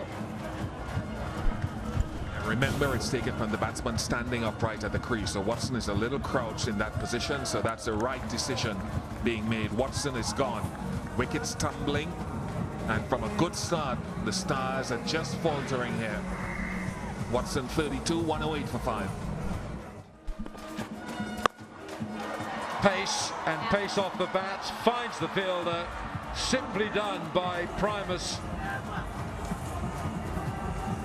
And Fletcher, Mayers has got to go. Carl Mayers. Babarazam takes his second catch of the evening.